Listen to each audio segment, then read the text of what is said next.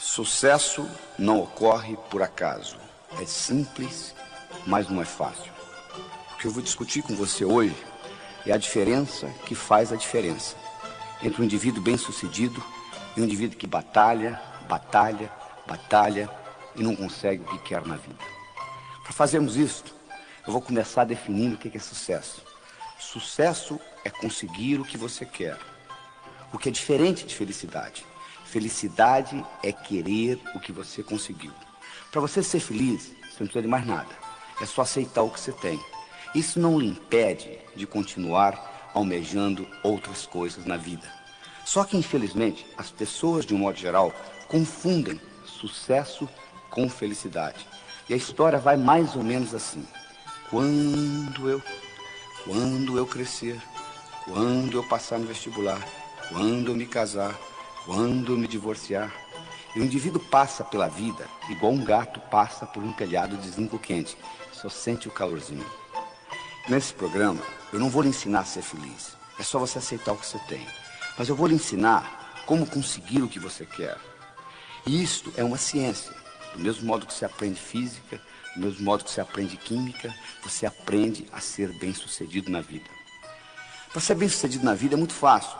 É fazer o que precisa ser feito. Então nós vamos fazer o seguinte, nós vamos analisar aqueles indivíduos bem-sucedidos e descobrir quais as características desses indivíduos que fazem a diferença. E vamos incorporar isso no seu cérebro. E com isso você terá a chance também de ser bem-sucedido. Viveu nos Estados Unidos um indivíduo de nome Andrew Carnegie. O senhor Andrew Carnegie nasceu na Escócia. Ele era, na época dele, provavelmente o homem mais rico do mundo. Ele trabalhava no mundo do aço. Um dia, Andrew Carnegie, em uma das suas reflexões, ele teve um insight. Ele teve uma ideia. Ele disse, um dia eu vou morrer como todos nós morremos. Eu vou deixar muito dinheiro para o mundo, como de fato ele deixou. Ele deixou o dinheiro que construiu o Carnegie Hall em Manhattan, em Nova York. Ele deixou o dinheiro para construir a Carnegie Mellon University nos Estados Unidos. Mas ele disse, eu gostaria de deixar mais do que dinheiro. Eu gostaria de deixar essa habilidade que eu tenho, de tudo que eu coloco a mão, vira ouro. E ele então resolveu criar o que se chama a ciência do sucesso. E ele começou a procurar alguém que estivesse disposto a trabalhar com ele nesse projeto por 25 anos. Uma noite ele estava numa festa e ele conheceu um jovem de 19 anos de idade, de nome Napoleon Hill.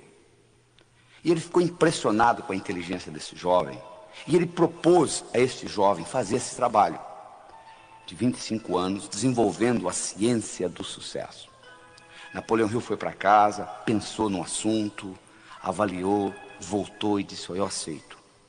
Então Napoleão Hill, durante 25 anos, fez um estudo do que era sucesso. Ele teve a oportunidade de entrevistar 16 mil pessoas. Das 16 mil pessoas que ele entrevistou, 1.000 eram milionários. Dos 1.000 milionários, ele selecionou 500, que além de terem dinheiro, tinham paz de espírito, boa vida familiar, boa saúde, etc. E ele analisou profundamente as características desses 500 milionários e comparou com o resto. E ele descobriu que existiam 6 características principais que faziam uma diferença. E essas características são uma boa autoestima, uma boa habilidade de se comunicar, uma boa habilidade de estabelecer metas, de saber o que você quer, uma atitude positiva, uma dedicação ao trabalho e uma ambição sadia. O que eu vou discutir com você neste programa é exatamente como você consegue incorporar na sua estrutura psicológica essas 6 características. Você pode imaginar como se fosse uma escada, onde cada uma dessas características constitui um degrau da escada. E essa escada não leva a nada. Por que ela não leva a nada? Porque a escada do sucesso está sempre em construção. Não tem essa história de chegar. O que vale não é a chegada. O que vale é a caminhada. Então, são características que você vai incorporando. E uma coisa mais. Do ponto de vista didático, eu vou dividir para você em 6 degraus, em 6 etapas. Mas do ponto de vista real, é como se fosse um jogo de xadrez. Quem joga xadrez sabe, se você mexer numa peça do xadrez, Você não mexeu numa peça, você mexeu no jogo inteiro. Aqui é a mesma coisa. Quando eu melhoro a sua autoestima, a sua habilidade de se comunicar melhora, a sua habilidade de estabelecer metas melhora, etc, etc, etc. Mas do ponto de vista didático, eu vou discutir com você uma de cada vez. Combinado? Muito bem. Então vamos começar com a primeira. Vamos discutir com você autoestima. Gostando mais de você. Se você não gosta de você, o mundo não vai gostar de você. Esta é a verdade. Infelizmente, do modo como nós somos criados, com as repreensões que nós recebemos na infância, estudos feitos mostrando que colocando microgravadores em crianças de 4 anos de idade, para cada elogio eles recebem 9 repreensões. A psicologia moderna mostra que para cada repreensão ser anulada do seu cérebro, você precisa de 7 elogios.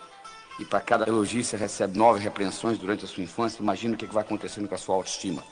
Não só isso, você escuta muito não. Até a idade de 8 anos você escuta 100 mil nãos. Não faça isso, não faça aquilo, não faça aquilo, não faça aquilo. Que às vezes naquela época é importante, mas que depois, mais tarde, não tem significado nenhum. Mas você carrega aquilo com você. Conclusão, você chega à idade adulta com a autoestima lesada. Como você tem que continuar vivendo, o que você faz? Você arruma um mecanismo de compensação. Você cria uma máscara. Só que toda compensação traz deformação. Então você termina deformado psicologicamente de uma forma ou de outra. Então o que nós mostramos que a primeira coisa que você tem que fazer é aprender a gostar de você. Você tem que melhorar a sua autoestima. O seu desempenho nunca será maior do que a sua autoimagem. Então, à medida que você melhora a sua autoimagem, você melhora o seu desempenho, tanto pessoal quanto profissional. O bonito disso tudo é que essa autoestima, ela foi codificada no seu cérebro linguisticamente. E do mesmo modo que ela foi codificada linguisticamente, ela pode ser descodificada linguisticamente. Ou seja, você não precisa morrer com a autoestima que você tem, você pode melhorá-la. E você melhora essa autoestima entendendo como que essa autoestima é estruturada em você. O cérebro tem 10 bilhões de células, 100 trilhões de conexões nervosas. E é dividido basicamente em 2 partes, esquerda e direita. O cérebro esquerdo tem funções diferentes do cérebro direito. E existe uma estrutura que liga um hemisfério ao outro. O que acontece é que os indivíduos, de um modo geral, costumam usar muito uma parte do cérebro sem usar a outra. E se você não tiver acesso ao seu hemisfério direito, vai ficar muito difícil você recodificar a sua autoestima, porque ela está ligada ao que nós chamamos na neuroanatomia de sistema límbico. Então eu vou mostrar para você como que você entra nesse hemisfério direito e você consegue melhorar a sua autoestima. Um passarinho para voar precisa de 2 asas. Você nunca vai ver um passarinho voando com a asa só.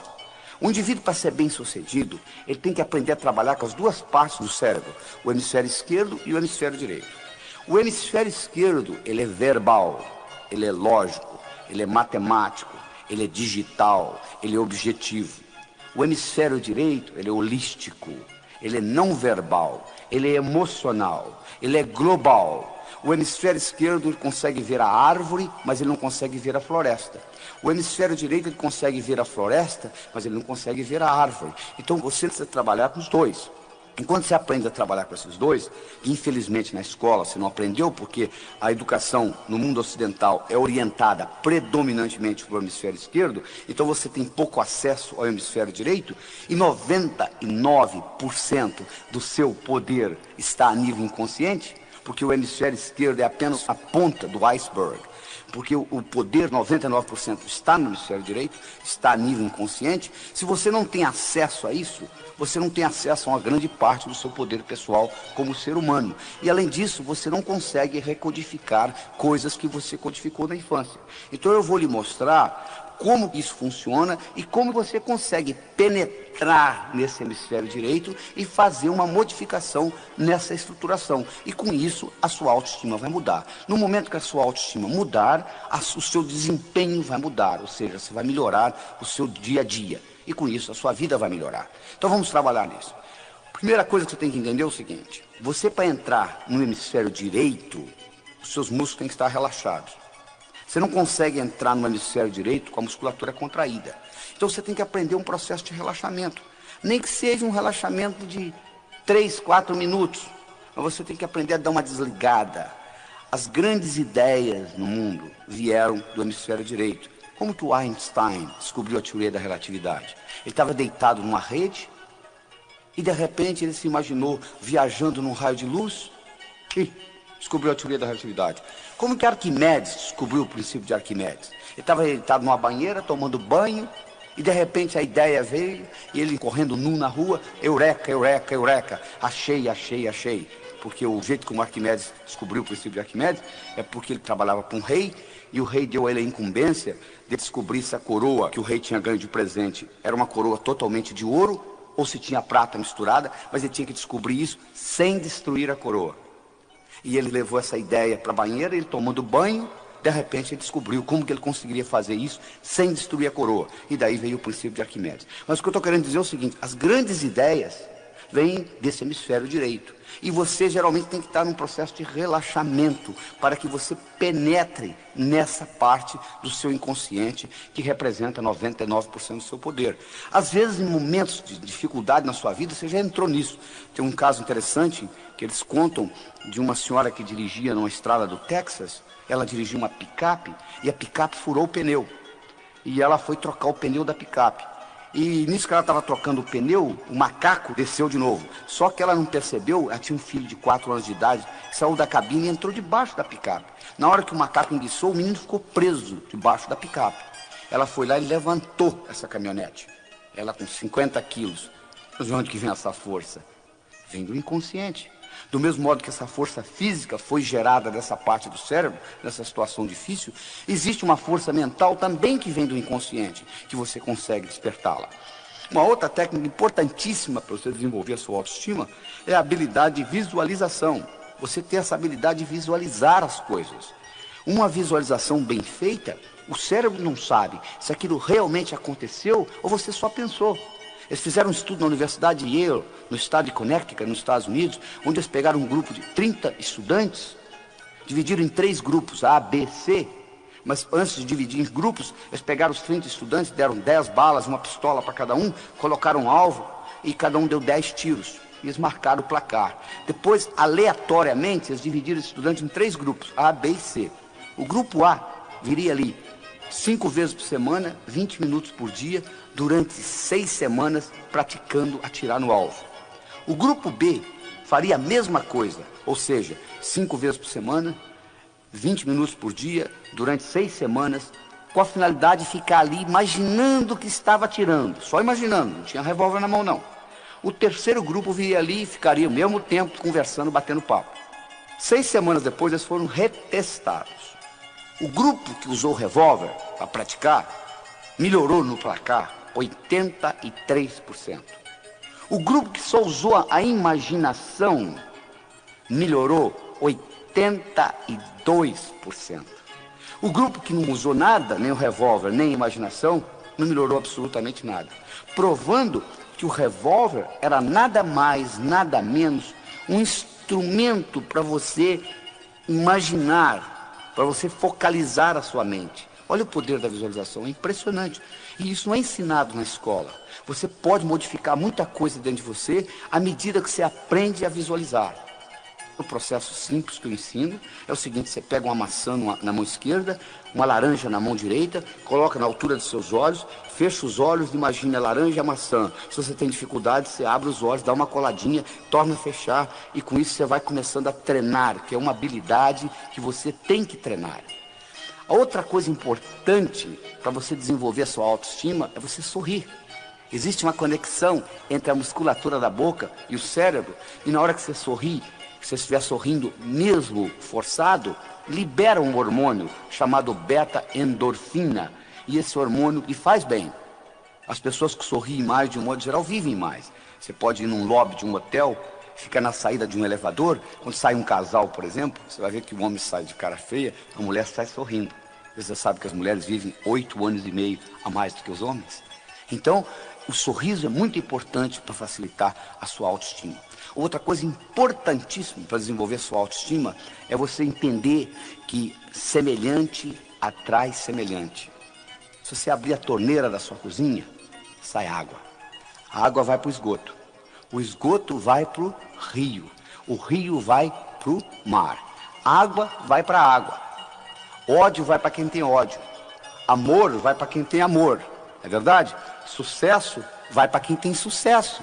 Não é verdade? Sucesso vai para quem tem sucesso. Então é importante, de vez em quando, você parar e você começar a analisar o seguinte: quais foram os grandes sucessos que eu tive na minha vida?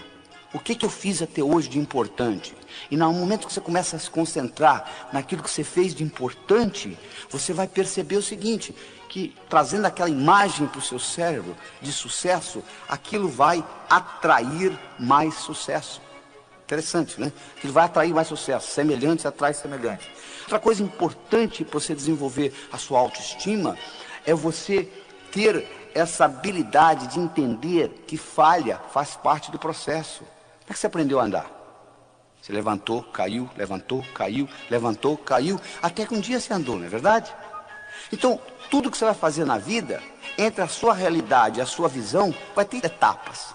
Essas etapas, às vezes você não vai fazê-las certas da primeira vez. Mas não existe o errado, existem etapas. Conta-se que uma vez um amigo do Thomas Edison estava conversando com ele e disse: "Ô Thomas, eu não entendo o que você faz. Você já testou 10.000 substâncias e elas não funcionaram para você criar essa lâmpada incandescente que você está criando. Por que você não desiste? Já errou 10.000 vezes."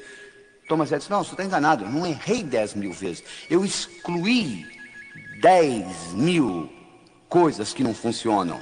Ou seja, eu usei isso como etapa."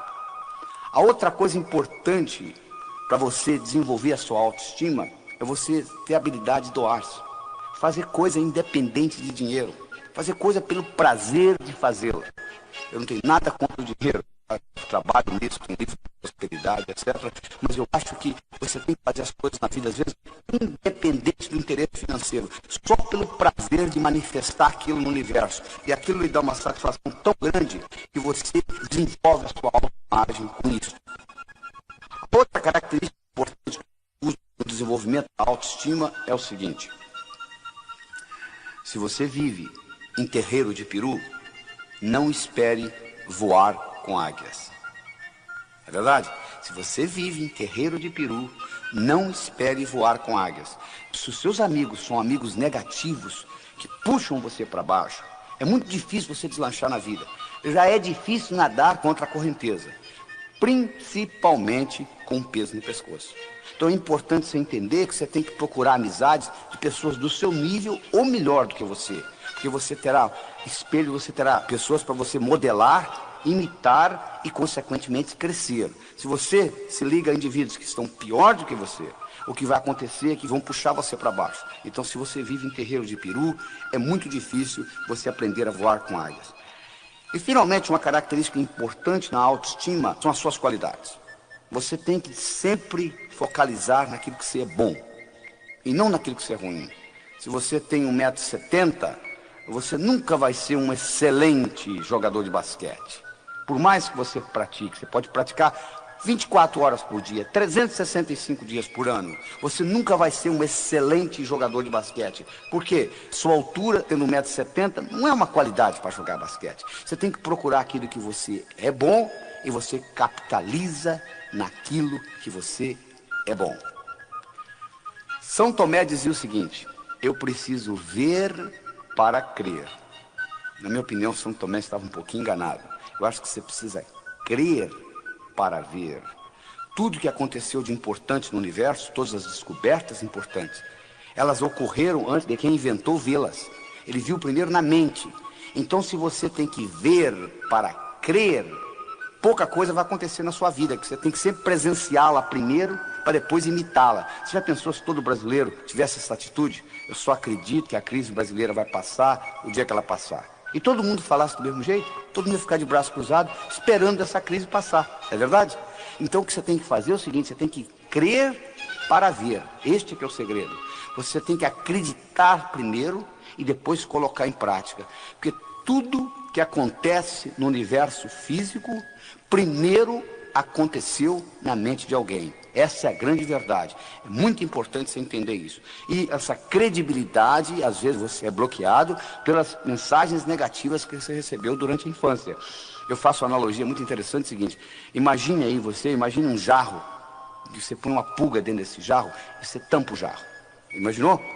Agora, a pulga não vai gostar de ficar nesse jarro. Ela vai pular para sair do jarro. Então ela pula, ela bate na tampa, volta, bate, volta, bate, volta. Chega uma hora que a pulga vai cansar.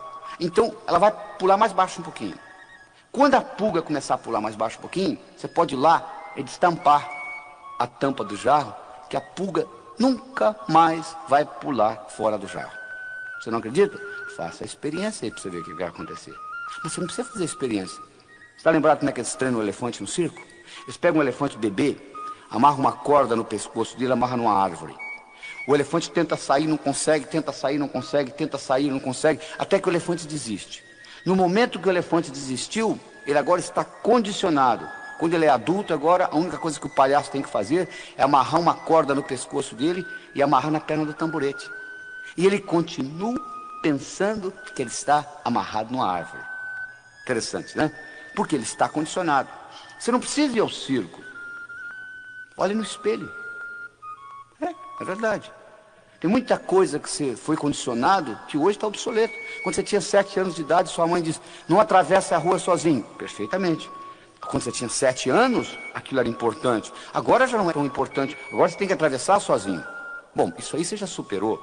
Mas existem muitas outras crenças, muitas outras limitações que foram impostas pelos seus pais em você, com a melhor das intenções, que estão lhe bloqueando, estão bloqueando essa sua habilidade de crer para ver. É isso que você tem que aprender a desenvolver, porque o seu cérebro trabalha ciberneticamente. O que é isso? Para quem não sabe o que é cibernética, cibernética é a disciplina que estuda sistemas autônomos. Se você coloca um termostato no ar-condicionado de uma sala, e vamos supor que você coloque 22 graus Celsius, a temperatura da sala vai ficar mais ou menos em torno de 22 graus Celsius, independente da temperatura lá fora. E como que isso vai ser feito? Vai ter um sensor que vai detectar a temperatura da sala e vai dizer o ar-condicionado para ligar ou desligar. Então, quando eu coloco um termostato no ar-condicionado de uma sala, eu coloquei inteligência numa máquina. O ar-condicionado passa a pensar em ligar e desligar independente da minha interferência. O seu cérebro funciona do mesmo jeito. Você tem termostatos. Você tem um termostato para dinheiro. Você tem um termostato para saúde. Você tem um termostato para amizades. Você tem um termostato para vida profissional. Você tem um termostato para vida familiar. E você vai obter no seu dia a dia mais ou menos aquilo que você tem no seu termostato. Você quer mudar o seu dia a dia? Mude o seu termostato. Eu tenho uma história interessante do indivíduo, uma história verdadeira nos Estados Unidos. O indivíduo era um corretor de imóveis. Ele vendia imóveis. Era um brilhante, um cara de boa aparência, boa inteligência, boa educação, boa comunicação, conhecia o assunto. Mas, infelizmente, quando chegava no fim do ano, ele juntava o que ele tinha ganho, ele faturava $30 mil por ano, que nos Estados Unidos não é muita coisa. E ninguém conseguia entender, o cara tão brilhante na profissão dele, como ele conseguia ganhar só $30 mil por ano? Um dia ele foi hipnotizado, e durante a hipnose, descobriu-se que quando ele tinha 7 anos de idade, o pai dele tinha falecido. E a companhia para a qual o pai trabalhava teve uma festa, uma cerimônia, onde ele e a mãe foram convidados. E nessa cerimônia, o presidente da companhia fez um discurso e homenageou o falecido pai dele, dizendo o quanto tinha sido trabalhador, honesto, dedicado. E chamou ele e a mãe ao palco e deu para eles um envelope. E a mãe abriu o envelope e dentro do envelope tinha um cheque de $30 mil, que correspondia ao seguro de vida do pai. E aquele menino com 7 anos de idade, olhando aquilo, fez a seguinte decisão: um homem honesto, trabalhador, decidido, vale $30 mil por ano. Só que ele completou por ano. Agora, na idade adulta, ele agora trabalhando, ele faturava $30 mil por ano. Trazido de volta da hipnose. E usando essa tecnologia que eu estou discutindo aqui com vocês, ele reestruturou essa crença. Ele modificou essa percepção de realidade. No mês seguinte ele dobrou o que ganhava, no mês seguinte ele triplicou e assim por diante. Um ano depois, esse mesmo indivíduo faturava $1 milhão por ano, levantando a mesma hora que ele sempre levantou, indo dormir a mesma hora que ele sempre foi dormir, fazendo o que ele sabia fazer, vender imóveis. O que mudou? Nada. O que mudou foi o termostato dentro dele. Ou seja, o termostato para dinheiro mudou na vida dele. Então é como se você tivesse com letras invisíveis escritas na sua testa o quanto você vale. Está escrito aqui que você vale $10 mil na sua testa, invisivelmente. O universo vai entregar $10 mil. Está escrito aqui que você merece um bom relacionamento, você vai encontrar um bom relacionamento. Então o segredo está em você ficar certo por dentro. E aí você vai ficar certo por fora. Não tem nada errado com o universo. O universo é um lugar abundante, paradoxal, feito para todo mundo ganhar. Só que você tem que estar certo. Porque se você não estiver certo, você muda de emprego, você muda de cidade, você muda de país. Você já percebeu que quando você muda de uma empresa para outra, o outro patrão, depois de 5, 6 meses, começa a parecer igual aquele antigo? Por quê? Você levou os seus problemas com você. Porque o indivíduo diz assim, se eu pudesse mudar dessa cidade para outra, eu resolveria o meu problema. Não, você não resolveria. Você não resolveria porque quando você muda, você leva você com você. Esse aqui é o problema. Se você pudesse deixar você na outra cidade, mas você leva você com você e os seus problemas são internos, então eles serão manifestados na outra cidade, de uma forma diferente, com faces diferentes, com ambientes diferentes, mas serão manifestados. Este é o grande problema. Então o que você tem que entender, você tem que reestruturar de dentro para fora. Essa que é a solução. A analogia que eu quero deixar para você nessa autoestima é a seguinte: imagine um jarro com bolas de várias cores dentro desse jarro. Imaginou? Imagine que tem vermelha, verde, amarela, e as amarelinhas são os problemas que você carrega com você na vida, as codificações negativas de infância, etc. Você tem 2 modos de você eliminar essas amarelinhas de dentro desse jarro. Uma delas, você vai lá e tira uma por uma das amarelinhas. Você pode fazer isso na psicoterapia, etc. A outra é você começar a colocar bolas vermelhas, verdes, bolas de outras cores dentro desse jarro, sob pressão, e automaticamente as amarelinhas serão eliminadas. Isso é um jeito de fazê-lo. Então comece a fazer planos, comece a estudar o que você quer fazer diferente, comece a valorizar mais o seu trabalho, valorizar mais a sua autoimagem, e com isso você vai notar que à medida que a sua autoimagem melhora, o seu desempenho melhora. Então esta é a primeira das 6 características importantes. Comunicação. Comunicação é fundamental em você conseguir o que você quer.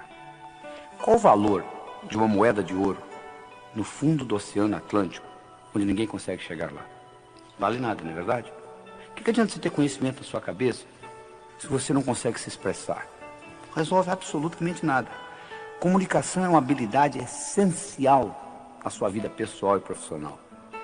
Deixa eu lhe perguntar uma coisa. O quanto de comunicação você aprendeu na escola? Praticamente nada, né? O que você sabe de comunicação, você aprendeu por autodidatismo ou por osmose. Ninguém nunca lhe ensinou como que o cérebro se comunica. Não é verdade? E é essencial para você entender isto. Então nós vamos discutir com você como que você consegue aumentar o que eu chamo a sua inteligência interpessoal. Como que você faz isso? Primeiro, você é julgado na vida por 4 coisas: o que você faz, a sua aparência, o que você diz e como você diz o que você diz. O que você faz? Como é que você descreve a sua profissão? Se você não valorizar o que você faz, o mundo não vai valorizar, isso eu posso lhe garantir. Às vezes o sujeito reclama assim, porque o meu patrão não me dá o valor que eu mereço. Você se dá. Você valoriza o trabalho seu? A valorização tem que começar com autovalorização. Ou seja, primeiro você tem que gostar do seu trabalho, você tem que valorizá-lo, você tem que aprender a descrevê-lo de uma forma atraente. A história que eu conto é o seguinte: você pega 2 pedreiros, um trabalhando ao lado do outro. Você pergunta para um pedreiro: o que você faz na vida? Ele diz: eu sou pedreiro, eu coloco um tijolo em cima do outro, um tijolo em cima do outro. Você pega o outro indivíduo que também é pedreiro, que está sentado ao lado dele, e você pergunta: o que você faz na vida? Eu sou pedreiro, eu estou construindo a Catedral de Notre Dame, que vai ficar para a posteridade. Olha que interessante. Os 2 fazem a mesma coisa. Colocam um tijolo em cima do outro. Um está vendo a profissão dele como colocar um tijolo em cima do outro. O outro tem uma perspectiva muito maior. Ele tem a sensação que ele está construindo uma coisa que vai ficar para a posteridade. Então, a pergunta para você que eu tenho é o seguinte: o quanto que você valoriza o seu trabalho? Não interessa a sua profissão, o seu trabalho é importante. A segunda coisa que você vai ser julgado é pela sua aparência. Você já imaginou se você encontrasse um indivíduo, se fosse num curso, fazer um curso sobre sucesso, e você encontrasse lá um indivíduo de jeans, furado no joelho, tênis desamarrado, camiseta, uma tatuagem no braço, mascando chiclete? Você diz, poxa, mas esse é um indivíduo que vai ensinar sucesso? A aparência é fundamental. Eu digo o seguinte: se você quiser servir o exército, não apareça lá com o uniforme da Marinha. Se você quer jogar no time do Flamengo, não entre em campo com a camisa do Fluminense. Ou seja, você tem que se vestir de acordo com a mensagem que você quer passar. Eles fizeram um estudo em Nova York, no metrô de Nova York, na época que o metrô era 75 centavos. Eles pegaram um estudante, colocaram 50 centavos na mão dele e disseram o seguinte: ó, você vai ficar aqui na porta do metrô e vai abordar as pessoas do seguinte modo. Você vai dizer assim: ó, esqueci minha carteira em casa e o metrô é 75 centavos, eu tenho 50. Dá para completar 25 para ir para casa? O estudante fez isso durante 1 hora. Ganhou $6. Nada mal, né? Na segunda hora, eles colocaram uma gravata nele. Ele ganhou 18. 3 vezes mais. Os psicólogos fazendo o estudo pensaram: vai ver que, sabe o que aconteceu? Ele ganhou know-how. Ele aprendeu como solicitar. Por isso que ele conseguiu mais na segunda hora do que na primeira. Aí o outro disse: não, mas deve ser por causa da gravata. Não é, vamos tirar a dúvida. No dia seguinte, eles fizeram o inverso. A primeira hora, o estudante ficou de gravata. A segunda hora, ele ficou sem gravata. Aí, na primeira hora, ele ganhou 3 vezes mais do que a segunda. Além disso, não só ele ganhou mais, teve gente que deu dinheiro para ele para comprar o jornal, sem ele pedir. Olha que interessante. Isso é só para mostrar o valor da aparência. Por exemplo, nos Estados Unidos, mais do que no Brasil, o valor de você estar de gravata é importantíssimo. Então, se você quer servir exército, não apareça lá com o uniforme da Marinha. É importante você cuidar da sua aparência. Então, a primeira coisa que é importante é você saber descrever bem o que você faz. Valorizar o seu trabalho. A segunda coisa importante é a sua aparência. Quer dizer, você tem uma aparência que é agradável. A terceira coisa importante é o que você diz. É importante o que você diz, porque você vai expressar a sua inteligência. Se você não está certo de uma coisa, fique calado. Porque enquanto você estiver calado, eles não sabem se você é inteligente ou não. Mas no momento que você falar besteira, eles vão detectar imediatamente que você não é tão brilhante naquele assunto. Então, se você não sabe, escute. Por isso nós temos 2 ouvidos e uma boca só. Porque nós somos construídos para escutar mais do que falar. E ainda tem mais. Toda vez que você fala, a sua pressão aumenta, sabia? Toda vez que você escuta, a sua pressão diminui. Então existe um reflexo cardiovascular entre você falar e ouvir. Quando você fala, a pressão sobe. Quando você escuta, a pressão desce. Então, escutando, não só você está fazendo bem para o seu corpo, porque você está com a pressão diminuída, como também você está aprendendo, um jeito de você aprender. E quarta característica, não só o que você fala, mas como você fala. Eu poderia trazer alguém aqui que fizesse essa apresentação do mesmo jeito que eu estou fazendo, usando o mesmo vocabulário. A apresentação poderia ser muito melhor ou muito pior, porque não é só o que eu falo que está sendo contado aqui, é como eu falo, que ênfase que eu dou às palavras, de que modo que eu coloco a energia, isso tudo conta. Vou provar isso para vocês. Escute essa frase. Eu não disse que ele roubou o dinheiro. Eu não disse que ele roubou o dinheiro. Quem foi que disse? Eu não disse que ele roubou o dinheiro. Como que você se expressou? Eu não disse que ele roubou o dinheiro. Quem foi que roubou? Eu não disse que ele roubou o dinheiro. Como que ele conseguiu? Eu não disse que ele roubou o dinheiro. O que foi então que ele roubou? Olha só, a mesma frase tem 5 significados diferentes, dependendo de onde você coloca a ênfase. Não é verdade? Às vezes tem briga de marido e mulher, A mulher pergunta para o marido, bem, você está com raiva? Não! O que você acha? Não é só o que você diz que conta, mas como você diz. Então são essas 4 características importantes na sua comunicação. O modo que você expressa e valoriza a sua profissão, como é que você apresenta o que você faz, a sua aparência, o que você diz e como você diz. E como você diz tem muito a ver com o movimento dos olhos. Através do movimento dos olhos, você pode se tornar mais inteligente, mais criativo, melhorar a sua memória, melhorar a sua comunicação e até a sua vida sexual, através do movimento dos olhos. Você pode movimentar seus olhos em 9 posições diferentes. Você pode olhar para cima, para a esquerda, para o centro, para a direita. Você pode olhar na horizontal, para a esquerda, para o centro, para a direita. Você pode olhar para baixo, para a esquerda, para o centro, para a direita. Vou repetir aí, olha só. Você pode olhar para cima, para a esquerda, para o centro, para a direita. Você pode olhar na horizontal, para a esquerda, para o centro, para a direita. Você pode olhar para baixo, para a esquerda, para o centro, para a direita. Vamos esquecer as posições centrais, que não tem nada a ver com essa nossa apresentação aqui de hoje. Sobram 6 posições. Você pode olhar para cima, para a esquerda, para a direita. Você pode olhar na horizontal, para a esquerda, para a direita. Você pode olhar para baixo, para a esquerda, para a direita.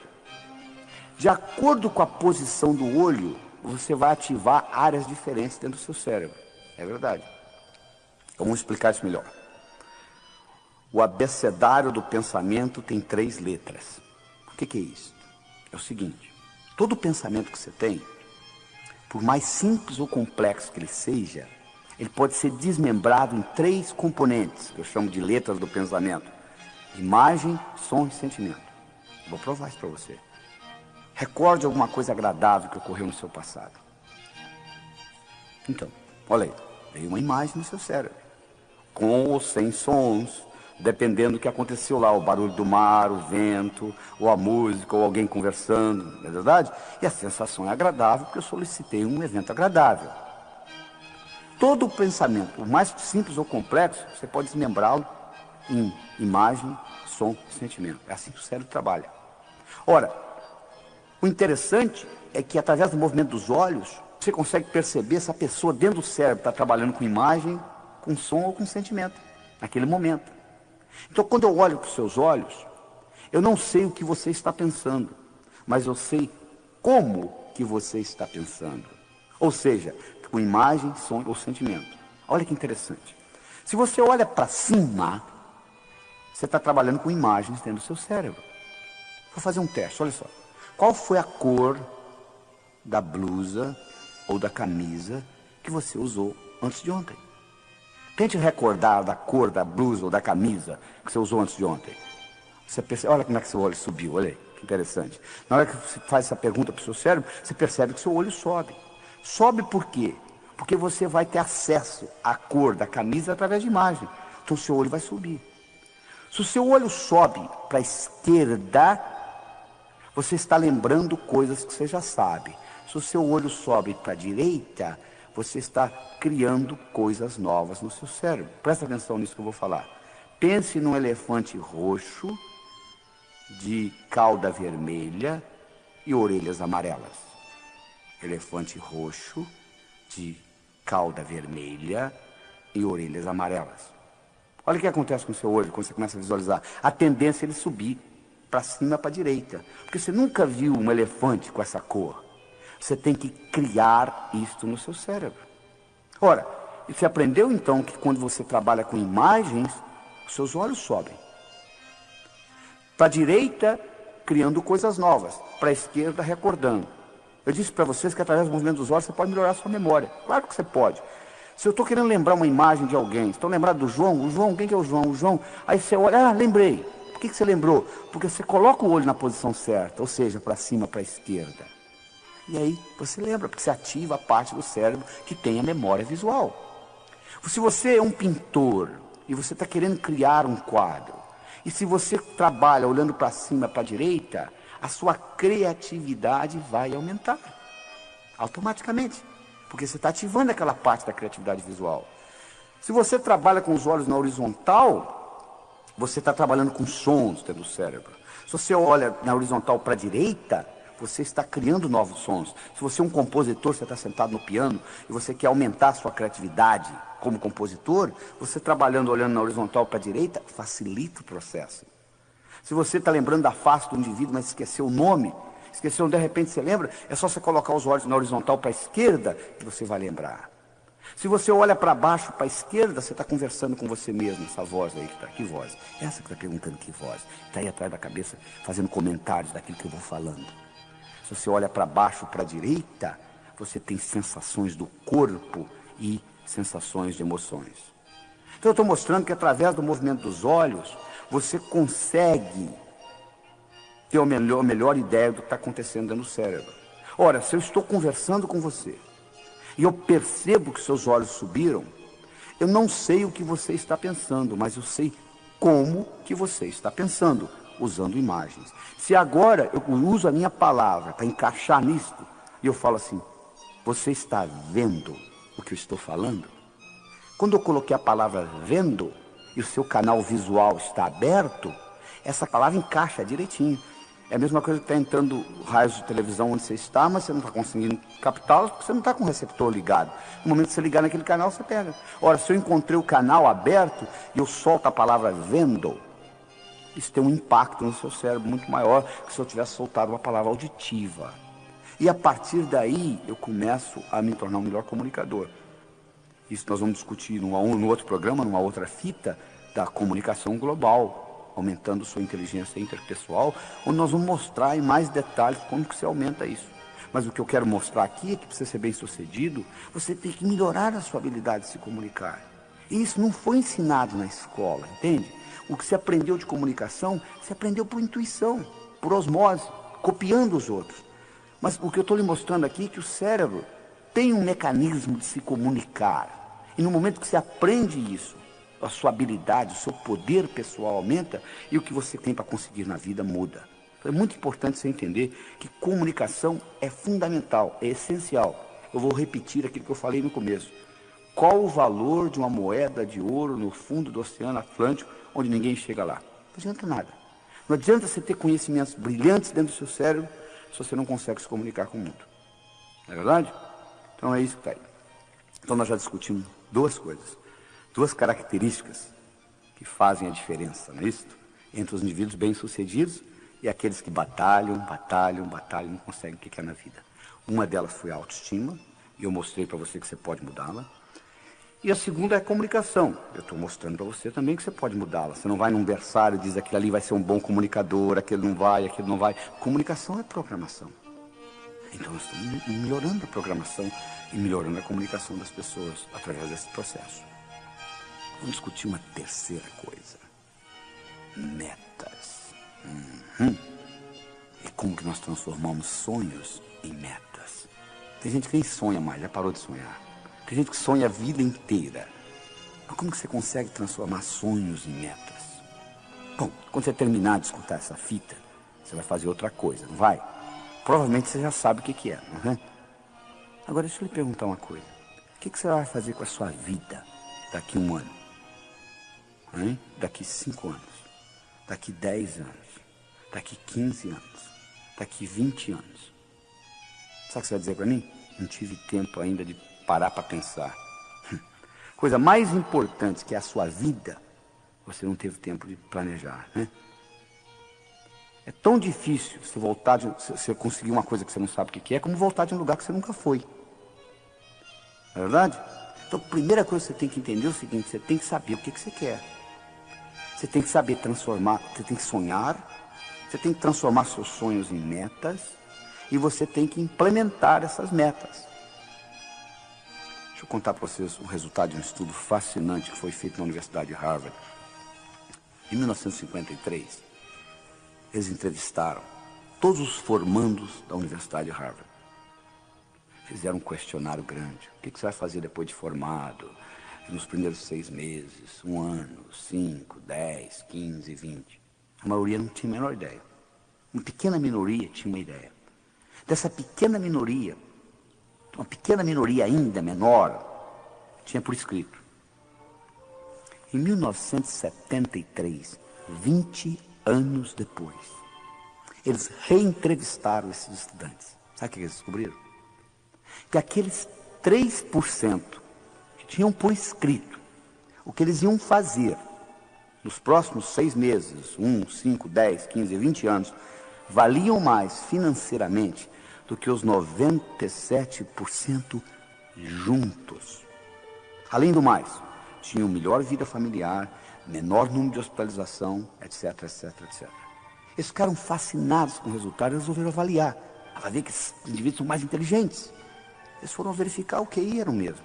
Para ver que vem de raça diferente. Não, não era diferente. Para ver que é o background, de que família que veio. Não era.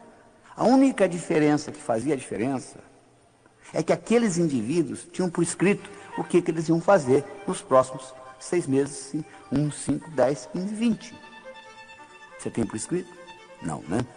Pois é, deixa eu lhe ajudar nessa então, tá? Porque se você falhar em planejar, meu amigo, você está planejando em falhar. Tá bom? Então vamos discutir algumas das metas que você pode criar para você, tá bom? Você pode criar, por exemplo, uma meta física. É importante você ter um corpo sadio. Isso é fundamental na sua vida. Porque a mente não está só dentro do cérebro. A mente está no corpo inteiro. Não tem jeito de você ter uma mente sadia com um corpo doente. Então é importante você ter meta física. Mas tem gente que só tem meta física.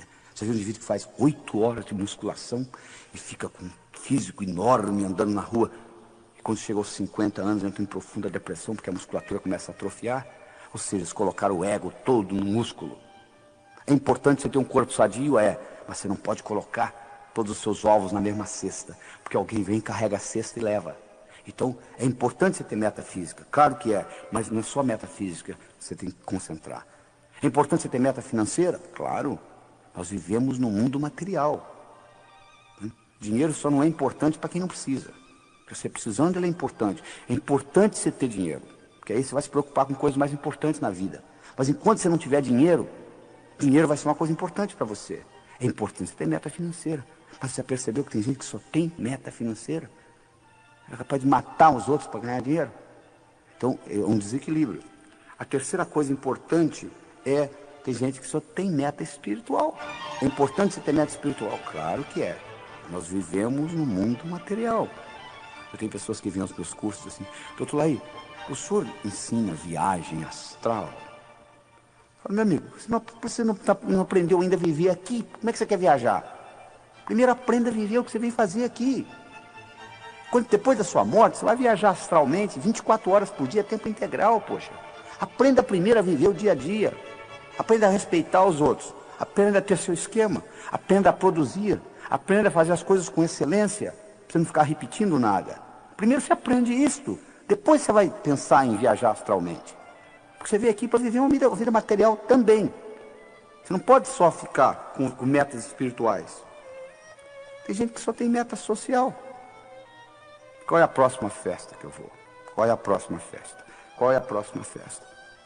É importante você ter uma vida social, mas se você fica só nisso que está aí, fica muito difícil. É importante você ter uma vida profissional, uma meta profissional.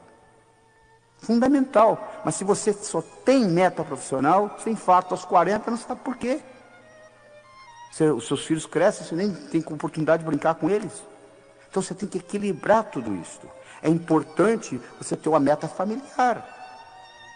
Nossos filhos são muito importantes. Tão importantes quanto a gente. Nem mais, nem menos. Importante você entender isso. Nos Estados Unidos existe uma síndrome chamada síndrome do ninho vazio. O que é isso? É a mãe de família que se dedica a vida inteira aos filhos. Faz mais nada, só se dedicando aos filhos. Os filhos crescem, vão embora como nós fomos, e elas entram em profunda depressão. Por quê? Colocaram todos os ovos numa mesma cesta. A cesta foi embora. É importante você ter uma meta familiar? É, mas faça outras coisas além de cuidar de filhos. Porque os filhos vão crescer, vão embora. E você vai ficar. Então é importante que você tenha outras atividades, outros interesses na vida. Fundamental que você entenda isso. Fundamental. A outra meta que você tem que equilibrar é a meta mental. Tem gente que eu conheço que conhece a enciclopédia britânica de capa a capa. Você pergunta, você fez alguma coisa com esse conhecimento? Por enquanto, nada. que adianta, então? Sir Francis Bacon dizia, conhecimento é poder. Na minha opinião, ele estava enganado. Conhecimento é poder em potencial. Conhecimento só se torna poder quando passa do campo do pensar para o campo do agir. É importante você ter meta mental? É. Mas só planejar não adianta. Você tem que colocar em prática. E para colocar em prática, um dos grandes segredos é o seguinte: como que eu transformo um sonho numa meta? Você, para transformar um sonho numa meta, a primeira coisa que você tem que fazer é colocar uma data. Tudo aquilo que você coloca na categoria de algum dia não vai acontecer. Aquele livro que você comprou há 4 anos atrás, que está lá na sua prateleira empoeirado, você diz assim, algum dia eu vou lê-lo. Já percebeu que você nunca achou tempo para lê-lo? Por quê? Você colocou na categoria de algum dia. O seu cérebro diz, tá bom, o dia que algum dia chegar, a gente lê. A gente vai ler. Mas acontece que não existe algum dia no calendário. Você quer que uma coisa ocorra na sua vida? Coloca uma data. Coloca uma data, porque na hora que você falasse assim, até o fim da semana que vem, eu vou ler esse livro. O seu cérebro acharia tempo para ler o livro. Como você colocou na categoria de algum dia, não vai acontecer. Tem gente que diz assim, pois é, algum dia eu vou abrir a minha própria empresa. Coloque uma data. Coloque uma data nisso. Eu me lembro, em 1980, eu era diretor executivo da Ciba Geigy nos Estados Unidos. Em 1989, eu resolvi sair da companhia. Eu decidi que eu ia sair da companhia no dia 31 de dezembro de 1989. Dia 6 de julho, que era dia do meu aniversário, de 89, eu declarei internacionalmente para todas as companhias que eu viajava no mundo inteiro pela Ciba Geigy, eu declarei o seguinte, ó, no dia 31 de dezembro eu estarei saindo da companhia.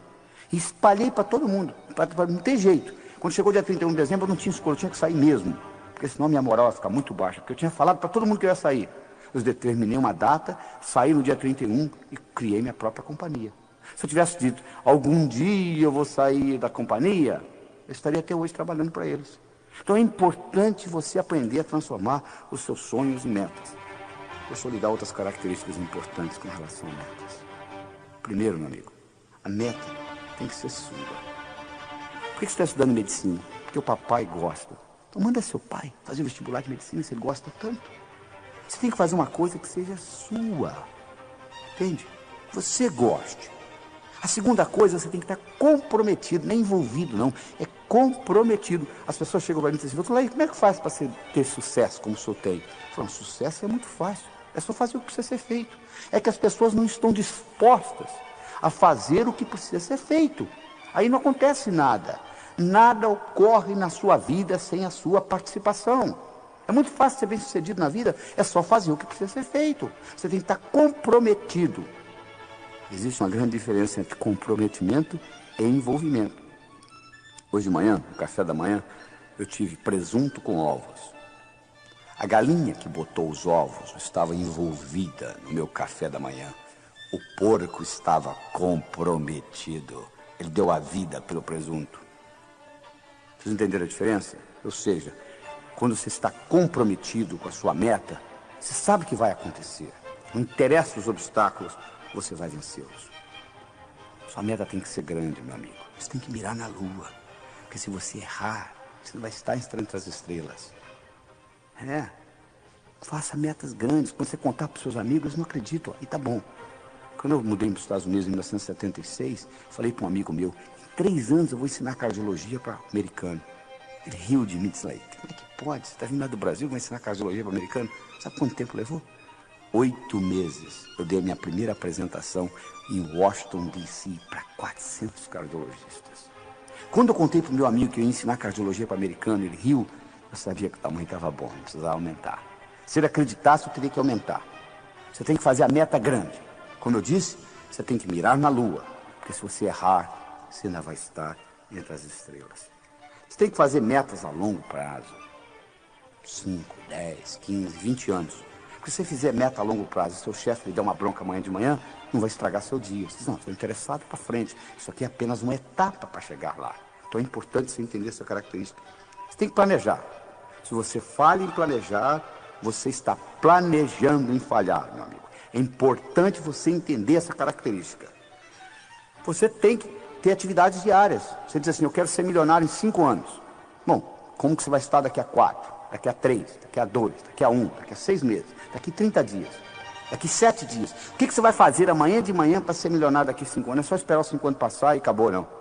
Você tem que dividir as suas metas. E o bacana é quando você corta elas em pedacinhos, é como comer um salame. Você não come um salame inteiro. Mas se eu cortar fatia por fatia com uma cervejinha, você acaba comendo o salame todo.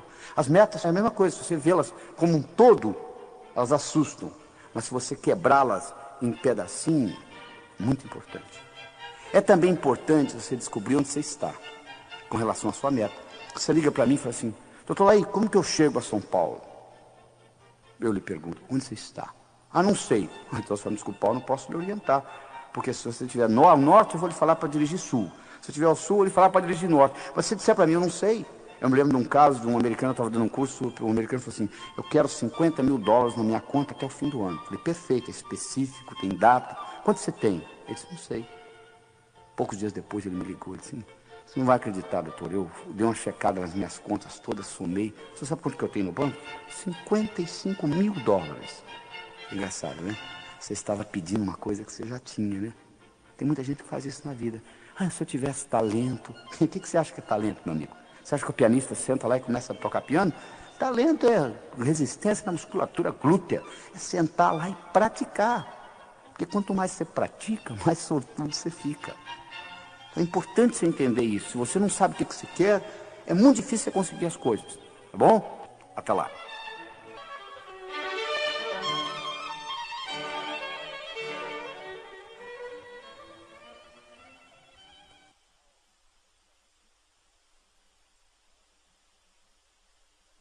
Agora vamos discutir a quarta característica do que Napoleon Hill encontrou naqueles 500 milionários. E essa característica é a atitude. A atitude que você tem com relação às coisas. Se eu lhe apresento um copo pela metade de água, você pode vê-lo metade cheio ou metade vazio. O copo está pela metade. Você pode enfatizar no que tem ou no que está faltando. Os indivíduos bem-sucedidos, de um modo geral, eles têm a tendência de ter o foco naquilo que tem, não naquilo que está faltando. Ou seja, eles têm uma atitude positiva. Para você entender isso bem, você tem que entender que o que conta não é o que acontece, mas sim como você responde ao que acontece. Isso é que conta. É importante você entender isso. Deixa eu dar um exemplo pessoal meu, para você entender melhor. Meu pai faleceu quando eu tinha 16 anos de idade. Ele faleceu no dia 12 de abril. Eu tenho uma filha de 11 anos, de nome Cristine, e ela nasceu no dia 12 de abril.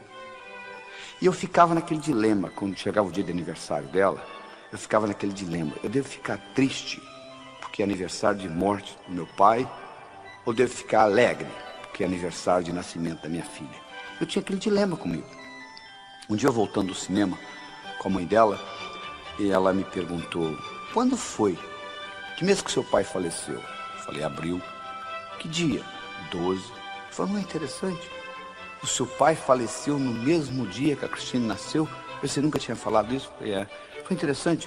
Você perdeu uma pessoa que você gostava tanto, e Deus lhe entregou de volta uma pessoa que você ama tanto. Na mesma data, 12 de abril. Pão! Alguma coisa aconteceu no meu cérebro. A data não mudou. Meu pai continuou falecendo no dia 12 de abril, minha filha continuou nascendo no dia 12 de abril. Mas o modo como eu passei a interpretar o aniversário dela mudou totalmente. Então, o que conta na sua vida não é o que acontece, mas sim como você responde ao que acontece. E para você entender isso melhor, eu vou introduzir uma nova palavra no seu vocabulário. É a palavra paradigma. O que é paradigma? Paradigma é o modo como nós percebemos o mundo. É a água para o peixe. O paradigma nos explica que nós estamos dentro de uma borda e como nós somos bem-sucedidos nesses limites. Vou dar um exemplo. Se você é do sexo masculino e você vai numa piscina um domingo de manhã e tira a sua camisa, não tem nada demais você mostrar o mamilo, porque você é do sexo masculino. Mas uma pessoa do sexo feminino, e você vai numa piscina no domingo de manhã, você tira o sutiã e fica topless, vai ser um absurdo. Como que pode? Mas qual o problema? Por que o mamilo masculino pode ser mostrado e o mamilo feminino não pode?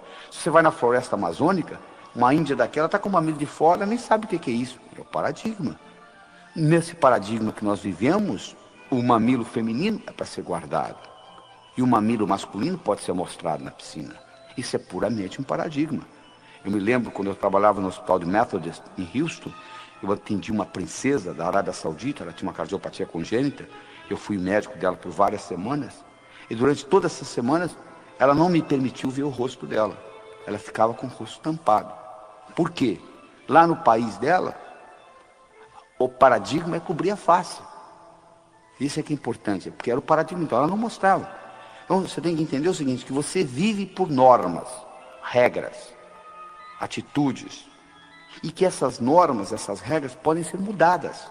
E no momento que você muda o paradigma, você muda o significado da coisa. E outras coisas acontecem.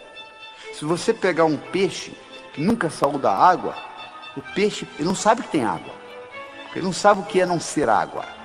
Porque ele sempre viveu na água. Então um peixe na água que nunca saiu da água não sabe que ele tem água. Ele vive na água, então faz parte dele. Nós vivemos em paradigmas.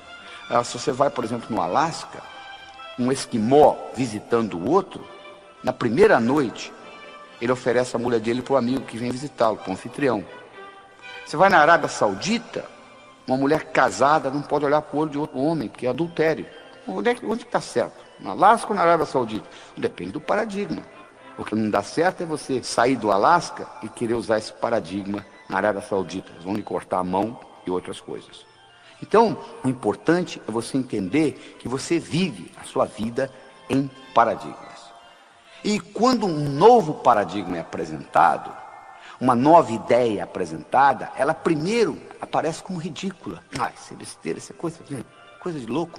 Você imaginou, por exemplo, quando a máquina de escrever apareceu? A secretária que era boa para escrever rapidamente, fazia taquigrafia, ela dizia para o patrão, mas que besteira, olha aí, para que máquina, olha como que eu faço isso rápido. Bom, a máquina foi evoluindo, passou na frente dela. Quando o Henry Ford lançou nos Estados Unidos o modelo T, aquele carrinho pretinho, os indivíduos que tinham carruagens, eles olhavam aquilo e diziam, não sei porque esse pessoal compra esses carros, olha aí, olha que coisa, a velocidade que isso anda aqui, eu na minha carruagem, eu ando muito mais rápido. Ora, no começo era assim, à medida que o tempo foi passando, a velocidade do carro foi aumentando, chegou a um ponto que não dava mais. É verdade? Pois é, então isso é uma mudança de paradigma. Você tem que levar isso em consideração. Um indivíduo de nome Thomas Kuhn, K-U-H-N. Dr. Kuhn foi professor da Universidade de Harvard. E ele fez um estudo dos últimos 400 anos de ciência.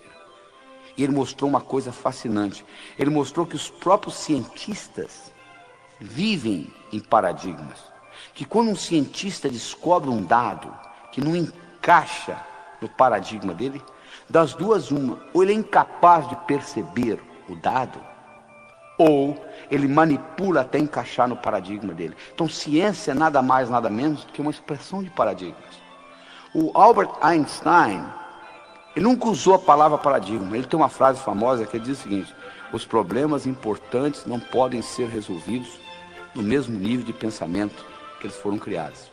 Olha que interessante. Os problemas importantes não podem ser resolvidos no mesmo nível de pensamento que eles foram criados. Ou seja, exige uma mudança de paradigma para que isso ocorra. Deixa eu mostrar para vocês um paradigma em ação. Você vai ter que ter uma boa habilidade de visualização para seguir o que eu vou falar. Imagine o seguinte: 3, 6, 9 pontos, dispostos como se fosse num quadrado, onde eles estão no canto, no meio, no outro canto do quadrado, em cima, no meio e embaixo. 3, 6, 9 pontos. Agora pega um lápis e com 4 linhas retas, tenta passar por esses pontos. Vê se você consegue. Só com 4 linhas retas, sem tirar o lápis do papel e sem passar pela mesma linha 2 vezes. Você vai ver que sempre sobra um, olha aí. Sempre sobra um, sempre sobra um. A não ser que você saia do quadrado. Que quadrado? Você que criou o quadrado. Se você vai lá embaixo, se você está tendo dificuldade em visualizar, Você pode passar lá na livraria e abrir O Sucesso Não Ocorre Por Acaso, que eu tenho essa explicação lá no livro. Você vai ver o seguinte, que agora você consegue, interessante. Antes você não conseguia. De repente, quando você muda o paradigma, você consegue. Na vida é a mesma coisa. Às vezes você não está conseguindo fazer dentro do paradigma que você vive. Você muda o paradigma, isso ocorre. Então deixa eu lhe ensinar como é que você muda o paradigma. Vamos pegar o seguinte, vamos pegar uma coisa interessante. Vamos fazer uma hierarquia de ideias aqui, tá bom? Olha só. Pega a palavra transporte. Tá? Bom, transporte. Como é que você pode ter transporte? De carro, de navio, de avião, de trem. Não é verdade? Pega a palavra carro. Como é que você pode? Ó, você tem Volkswagen, você tem Ford, tem Chevrolet. Vamos pegar Ford. A Ford, você tem vários carros. Você tem Del Rey, você tem um carro chamado Taurus. Ó, pega o carro Taurus, por exemplo, que é o melhor carro que a Ford tem. Você pega o carro Taurus, você pode olhar a parte mecânica dele, você pode olhar a lataria e etc. Estão sentindo? Ó, transporte, carro, Ford, Taurus, lataria, etc. Deixa eu lhe perguntar uma coisa. Se eu fosse para lhe oferecer um emprego, o que você gostaria de ser chefe? Você gostaria de ser chefe da lataria do Taurus ou do Taurus como um todo? Você dizia, claro que eu quero ser chefe do Taurus como um todo. O que você gostaria de ser chefe do Taurus ou você gostaria de ser chefe da Ford? Ah, claro que é da Ford. O que você gostaria de ser chefe? Da Ford ou você gostaria de ser chefe de carros? Ah, claro que é de carros. Eu ia mandar na Ford, na Volkswagen, na BMW, etc. O que você gostaria de ser chefe? De carros ou de transportes? Claro que é de transporte. Você ia mandar em navio, avião, trem. Olha que interessante. Há uma hierarquia de ideias. Ora, se eu estou tendo um problema com carros, vamos supor que eu estou tendo um problema com carros em São Paulo. Está demais. Então eu tenho um problema com carros. Como que eu resolvo o problema? Só se eu mudar o paradigma. Como que eu mudo o paradigma? Eu faço a seguinte pergunta. Com que finalidade que existe carro? Transporte? Olha, já mudei hierarquicamente para a coisa de cima. Para o nível superior. Que outros exemplos eu tenho de transporte? O trem, metrô. Ah, metrô. Então vamos resolver o problema com o metrô. Olha, para eu colocar metrô em São Paulo, o que eu fiz? Eu peguei carros, eu subi hierarquicamente, eu vi a coisa de um ângulo diferente, eu fui acima no paradigma, eu desci pelo outro lado. Interessante. Será que isso me ajuda no dia a dia? Claro que ajuda. Observe esta. Você está brigando com a sua esposa, discutindo com ela sobre a educação dos seus filhos. E vocês estão naquela discussão ferrenha. Agora, se você pergunta para ela assim, qual é a finalidade de você discutir desse jeito? Ela vai dizer, para o bem-estar do meu filho. Aí eu lhe pergunto, e qual que é a finalidade de você discutir? Para o bem-estar do filho. É engraçado, num nível acima, vocês estão brigando pela mesma coisa. Ou seja, bem-estar do seu filho. Ora, no nível acima vocês estão concordando. Se vocês estão concordando no nível acima, se vocês se deslocarem para o nível superior, haverá concordância, haverá acordo. É muito mais fácil você concordar nesse nível do que na briga lá embaixo. O que você fez? Você saiu do paradigma que você estava brigando. Então, quando você começa a entender essa ideia de paradigmas, você começa a ter mais sucesso na vida. Eu vou dar para vocês uns exemplos práticos, tá? De história. Pegue a palavra Made in Japan, feito no Japão, 1960. Feito no Japão, 1960. Barato, copiado, baixa categoria. Made in Japan, 1990. Feito no Japão nos anos 90. Alta qualidade, caro, né? Olha como é que mudou o paradigma japonês. Em 30 anos mudou tudo. Hoje, quando você fala de uma coisa japonesa, é alta qualidade, é alta sofisticação, é alta tecnologia. Houve uma mudança de paradigmas. É verdade? Vamos pegar, por exemplo, o seguinte. Vamos imaginar que eu estivesse conversando com você há 20 anos atrás, tá? E eu lhe fizesse a seguinte pergunta. Qual é o país no mundo que vai continuar dominando o mundo de relógios? Você diria sem nenhuma hesitação. Suíça. Vem fazendo isso há 50, vai continuar fazendo isso há 50, não é verdade? A Suíça, em 1979, ela tinha 65 mil suíços trabalhando no mundo de relógios. Em 1982, 3 anos depois, ela tinha 15 mil suíços. 50 mil suíços foram mandados embora. Sabe por quê? Porque o relógio eletrônico foi lançado no mercado pelos japoneses, a Seiko, e pelos americanos, Texas Instruments. A Suíça controlava o mundo de relógio, enquanto o relógio era mecânico. Quando o relógio eletrônico foi lançado, houve uma mudança de paradigmas no mundo de relógios. Sabe qual a ironia do destino? Sabe quem inventou o relógio eletrônico? Esse que você deve estar usando aí, que é usar a bateria, 99% das pessoas usam hoje. Sabe quem inventou o relógio eletrônico? Não foram os japoneses, nem tampouco os americanos. Quem inventou o relógio eletrônico foi um suíço. Ele apresentou para os diretores, eles falaram, que relógio? Não tem rubi, não tem mola mestre, não dá corda, isso não é relógio. E o relógio eletrônico foi lançado. Então a Suíça perdeu todo o mercado que ela tinha. Por quê? Houve uma mudança de paradigmas no campo de relógios. Quando o Henry Ford lançou nos Estados Unidos o modelo T, que é aquele carrinho pretinho, bonitinho, né? Sabe o que as fábricas de carruagens fizeram? Aumentaram produtividade. Fizeram a roda mais leve, diminuíram o preço. Mas ninguém queria comprar carruagem mais. Todo mundo queria o modelo T do Henry Ford. Hoje, se eu lhe der uma carruagem de presente, você mora numa zona metropolitana, você vai dizer, não, muito obrigado, não quero, não tenho, só, mal na minha garagem dá para parar meu carro, eu não tenho lugar para colocar o cavalo. Mas custava caríssimo a carruagem antes da mudança de paradigmas no transporte. O que eu quero dizer para você é o seguinte, o mundo está mudando, as coisas mudam. A única coisa constante de agora para frente é mudança. E você tem que acompanhar esse processo de mudança. Você tem que entender o seguinte, preste bem atenção no que eu vou falar. Sucesso no passado não garante sucesso no futuro.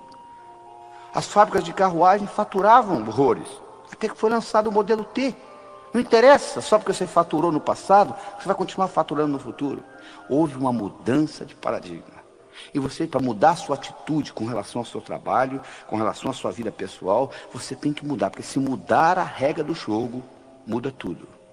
Vou dar mais um exemplo para vocês interessante. Um indivíduo que ganhou o Prêmio Nobel de Economia, o nome dele é Herbert Simon. O Herbert Simon fez uma coisa fascinante. Ele fez o seguinte, ele pegou 2 tabuleiros de xadrez, colocou uma separação entre os dois. De um lado, ele montou um jogo de xadrez em progresso. Do outro lado, ele colocou um mestre em xadrez.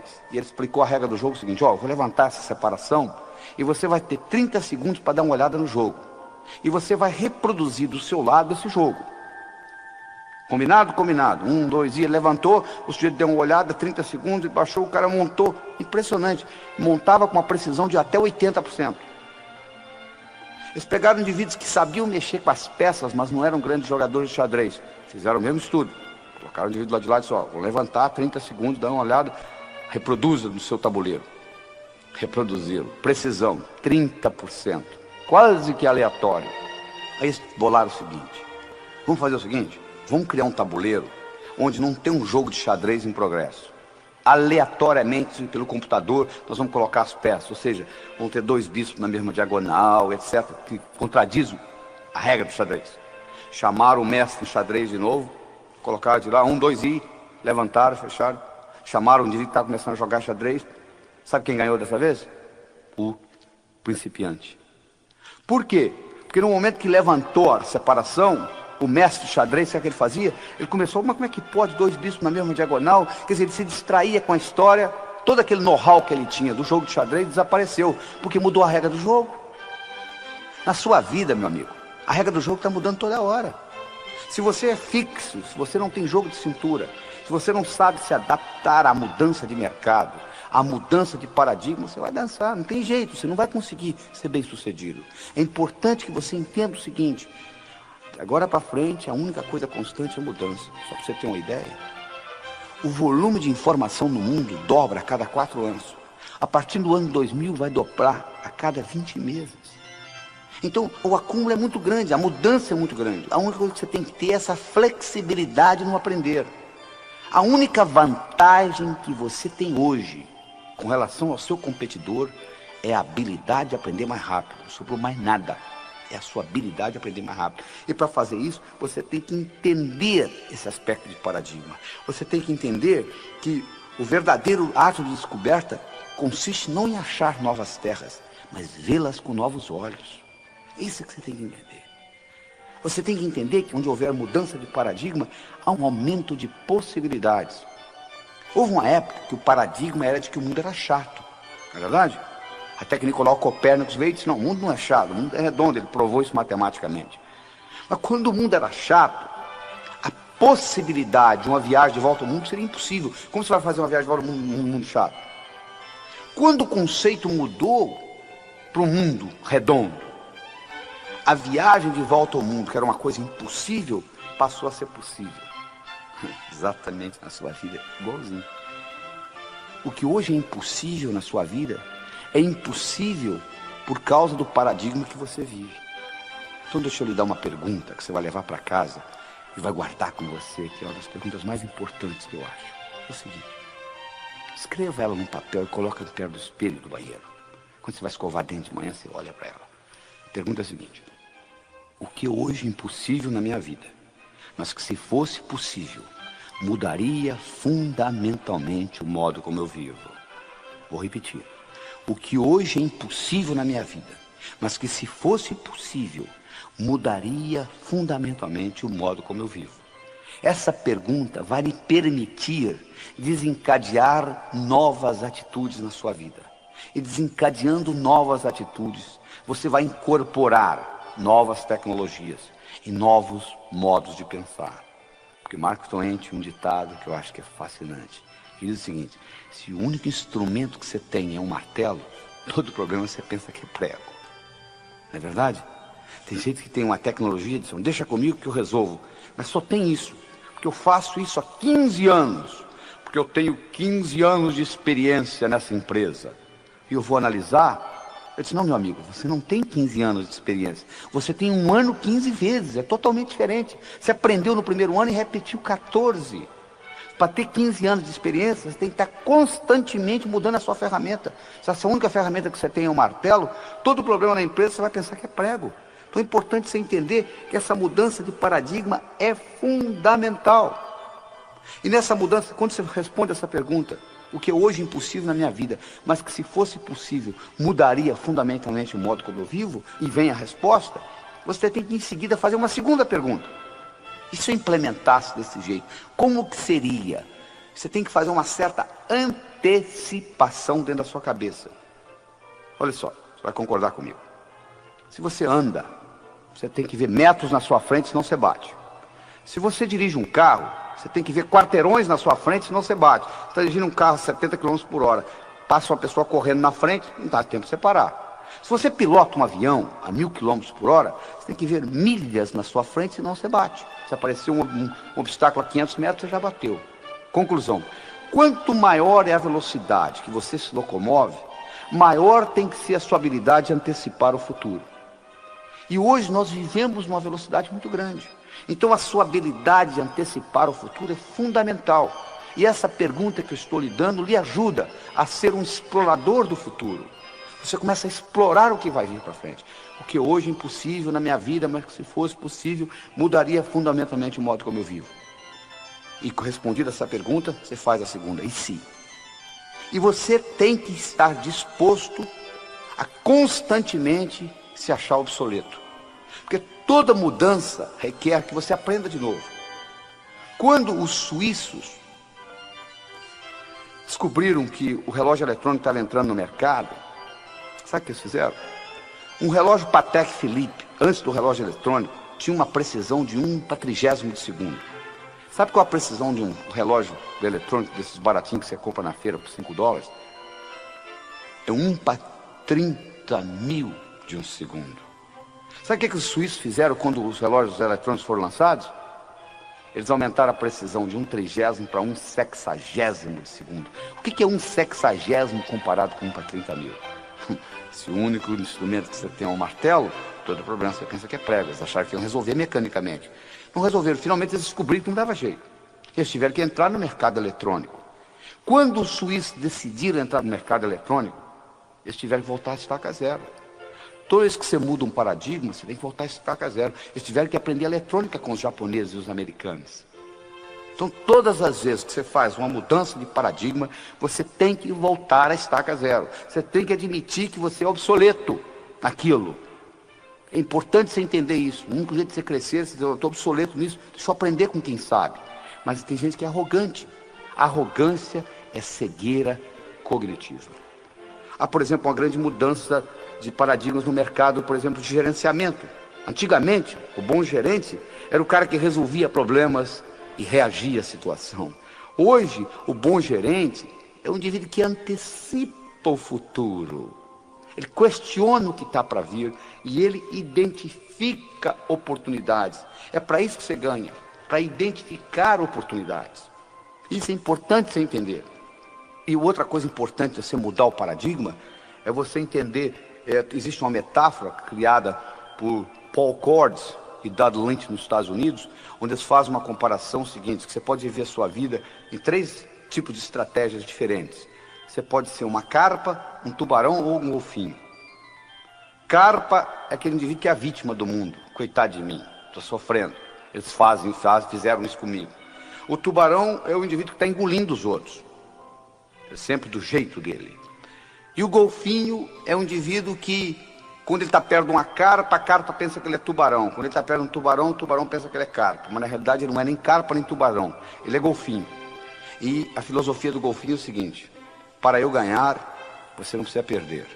A não ser que você insista. Aí o problema é seu. Por quê? Porque o universo é um lugar potencialmente abundante, feito para todos ganhar. Para eu ganhar, você não precisa perder. E esse conceito é uma mudança de paradigma, é uma mudança de atitude que nós precisamos fazer na nossa civilização. Porque se nós continuarmos com o paradigma do ganha-perde que nós temos no momento, que se deteriorou para perde-perde, principalmente aqui no Brasil, se nós continuarmos com esse paradigma, nós vamos destruir o planeta, porque não vai ter planeta aqui para os nossos netos e bisnetos. Nós temos que aprender a fazer mais com menos. Esse que é o grande segredo, essa que é a grande mudança de atitude. Não é aumentar o número de funcionários, não é aumentar o orçamento, não é aumentar o número de horas. É você ser mais excelente naquilo que você faz. E com isso você vai aprender a fazer mais com menos. Você vai produzir mais e menor número de horas. E assim por diante. Essa palavra é resumida do seguinte modo: sinergia. Todo o universo é construído sinergeticamente. Toda a geometria universal é sinergética. E menos do que 0,00001% da população no mundo tem ideia do que a palavra sinergia quer dizer. E sinergia quer dizer o seguinte: o todo é maior que a soma das partes. 1 mais 1 é igual a 4, você muda a matemática. E para você fazer sinergia, você tem que trabalhar com comunicação, respeito mútuo, intuição. E nesse processo de vários cérebros, nesse network, nessa combinação, a somatória do time é maior do que cada indivíduo individualmente. Isso é uma mudança de paradigma essencial para a sobrevivência do planeta. Então, no momento que você muda essa atitude, que você passa a ter a atitude que para eu ganhar você não precisa perder, a não ser que você insista, você muda a sua percepção com relação ao universo. E por incrível que pareça, quando você passa a jogar o jogo do ganha-ganha, você vai ter mais chances de ganhar também e ser mais bem sucedido na vida. O Napoleão Hill mostrou que aqueles indivíduos que começaram pobres e se tornaram ricos, eles descobriram esse processo, descobriram o processo do ganha-ganha. Então todo mundo ganhando. E com isso nós terminamos essa parte da atitude. Então lembre-se do seguinte: o que é importante não é o que acontece com você, mas como você responde ao que acontece com você.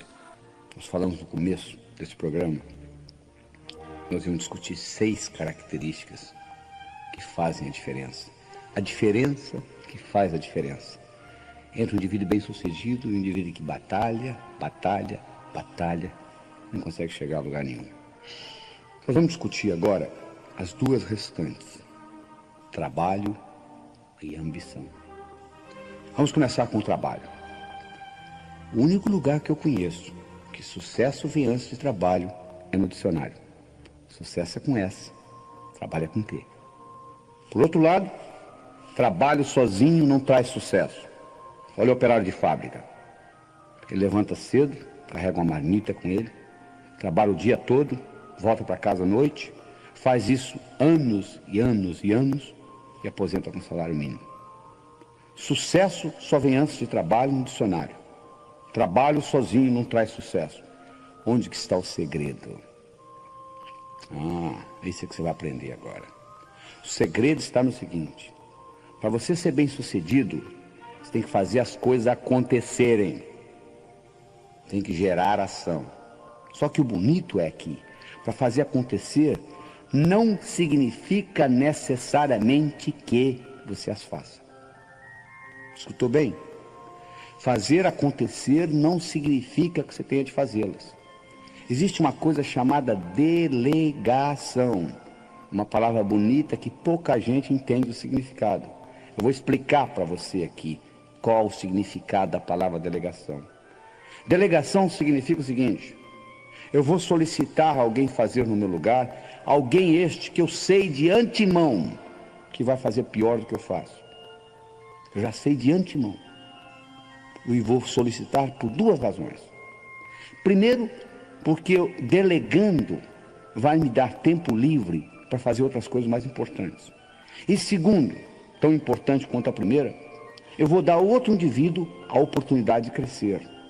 Você chegou onde você chegou na sua profissão porque alguém delegou alguma coisa, alguém deixou você fazer antes de você estar bom naquilo. Então, quando eu delego alguma coisa para alguém, de antemão eu sei que a pessoa vai fazer pior do que eu. Mas mesmo assim eu delego. Eu delego porque eu dou a ela a oportunidade de melhorar. E ao mesmo tempo eu me libero para poder fazer as coisas mais importantes. É importante você entender isso. Porque o que realmente dá resultado no mundo é você ter ideias abstratas e implementá-las. Quanto mais abstrata for a sua ideia e implementada, que ter só ideia também não adianta, mais rendimento você vai ter.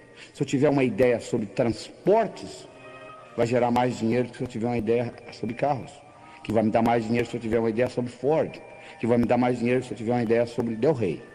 Que vai me dar mais dinheiro se eu tiver uma ideia sobre rodas do Del Rey. Então, quanto mais abstrata, mais hierarquicamente superior for a ideia e implementada, mais rendimento ela vai ter. E quando eu crio uma ideia muito grande, eu não tenho condições de implementá-la sozinho. Eu preciso de uma equipe, eu preciso de delegação, eu sei que gente vai fazer errado. Então é importante você entender esta característica. É importante também você entender, se você trabalha para alguém, que o maior erro que um indivíduo pode cometer na vida é pensar que ele trabalha para os outros. Você não trabalha para ninguém, meu amigo. Você pode até ter alguém que lhe dê um salário no fim do mês, alguém que lhe pague uma secretária, que tem um telefone, etc. Mas na realidade, você está sempre trabalhando para você. O Napoleon Hill mostrou, naqueles milionários, aqueles que começaram pobres, foram funcionários e terminaram ricos, todos eles tinham uma característica em comum. Eles trabalhavam como se a empresa fosse deles. Eles economizavam como se a empresa fosse deles. Eles administravam como se a empresa fosse deles. Porque isso estava dando a eles know-how, conhecimento de como administrar uma empresa. E quando eles abriam a deles, eles já tinham essa experiência. Porque o indivíduo, de modo geral, diz assim: não, eu não vou me empenhar nessa empresa porque ela não é minha. O dia que eu tiver a minha, sim. Mas aí você perde a oportunidade de praticar ser dono de empresa. Você pode praticar ser dono de empresa na empresa do outro. Gastar como se fosse sua, economizar como se fosse sua, administrar como se fosse sua. E com isso, você está pegando know-how para administrar a empresa. É importante você entender isso. O maior erro que você pode cometer é pensar que você trabalha para os outros. Você não está trabalhando para ninguém. Você está sempre trabalhando para você.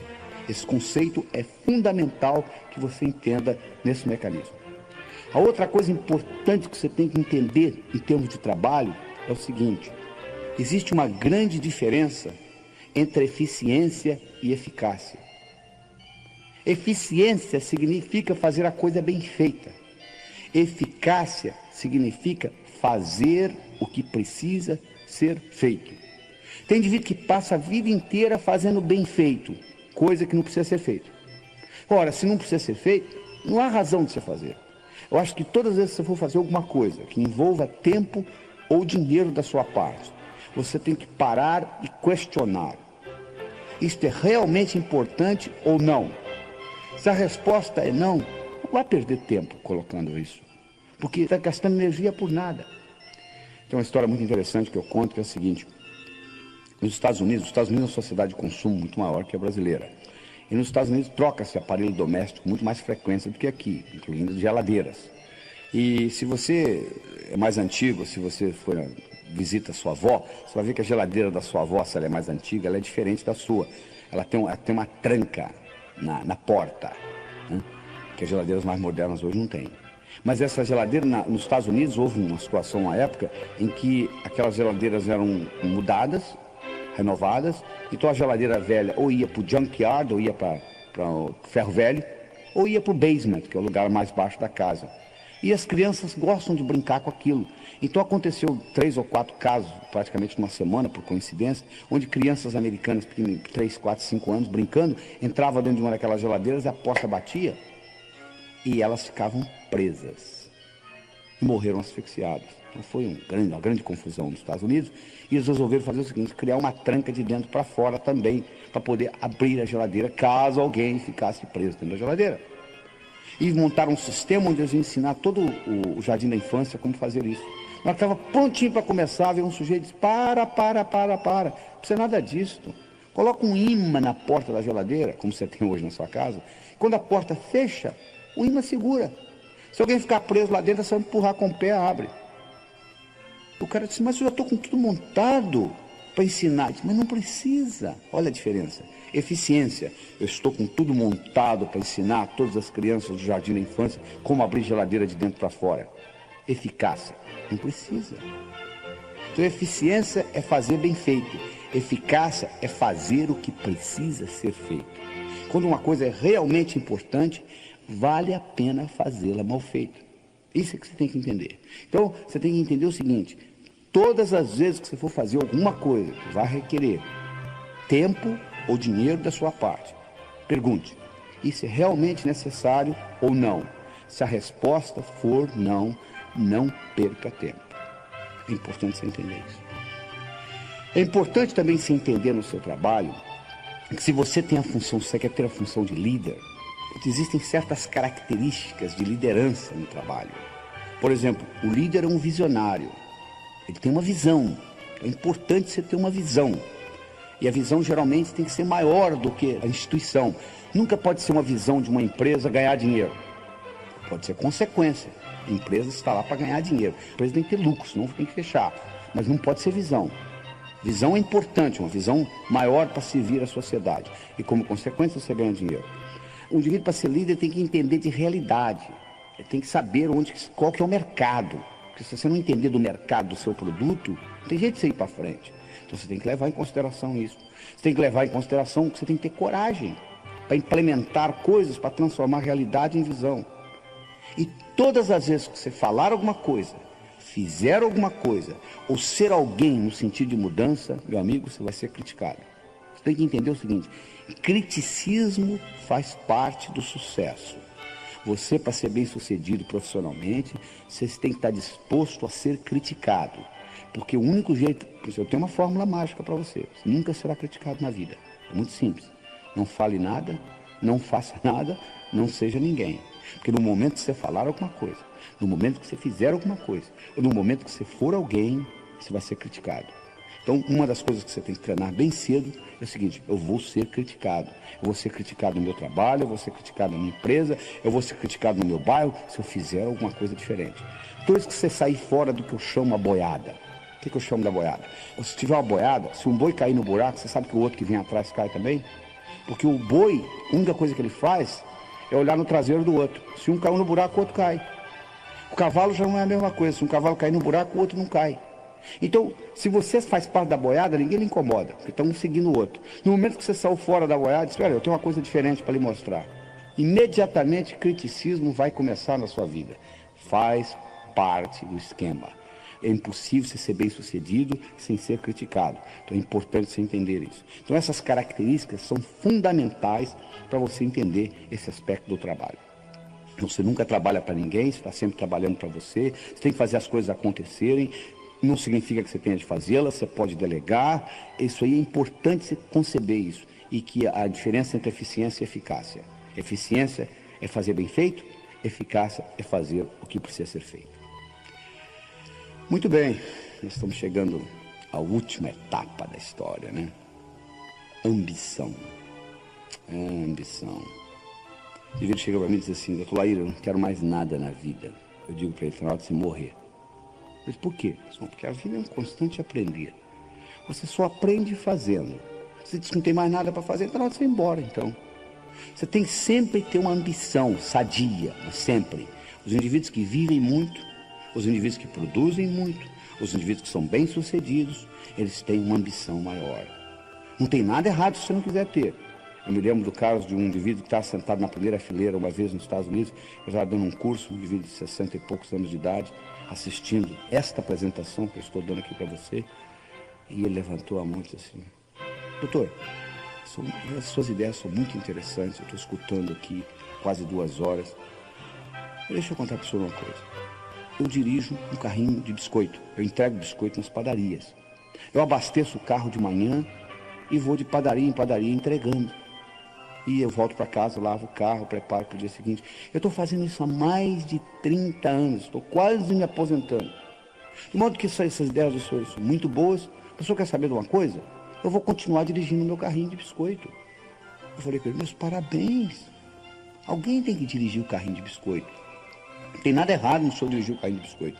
O que tem de errado, meu amigo, é que tem muita gente que no fundo, quer dirigir carrinho de biscoito e culpa a sociedade, o governo, a inflação, porque não vai para frente. Se você quer dirigir seu carrinho de biscoito, dirija. Mas não culpe os outros. Por que você não consegue outros cargos? Pessoas, chefes, patrões, podem lhe segurar temporariamente. Você é o único que consegue segurar você definitivamente. Você não consegue segurar um sujeito bom lá embaixo muito tempo. Eu não vou que você pegar uma bola, colocá-la na piscina e segurar a mão. Vai chegar uma hora que a mão cansa, a bola sobe. Se você é realmente bom, independente do governo, do patrão, da inflação, da empresa, você vai subir. Essa é a realidade. Agora, se você quer dirigir carrinho de biscoito, dirija seu carrinho de biscoito, alguém tem que fazê-lo, não tem dificuldade, não tem problema.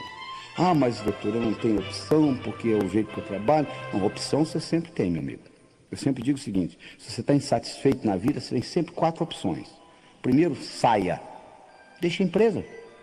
Ah, mas eu não posso, eu sou pai, eu tenho filhos para tratar. Tá bom, então mude você. Se adapte à empresa.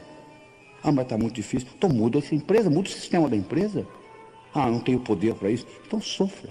Faça o que a maioria faz, sofra.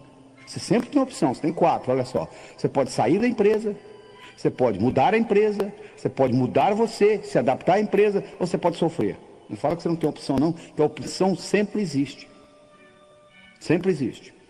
Agora, se você quiser fazer coisas grandiosas, você tem que ter uma ambição, tem que fazer o impossível.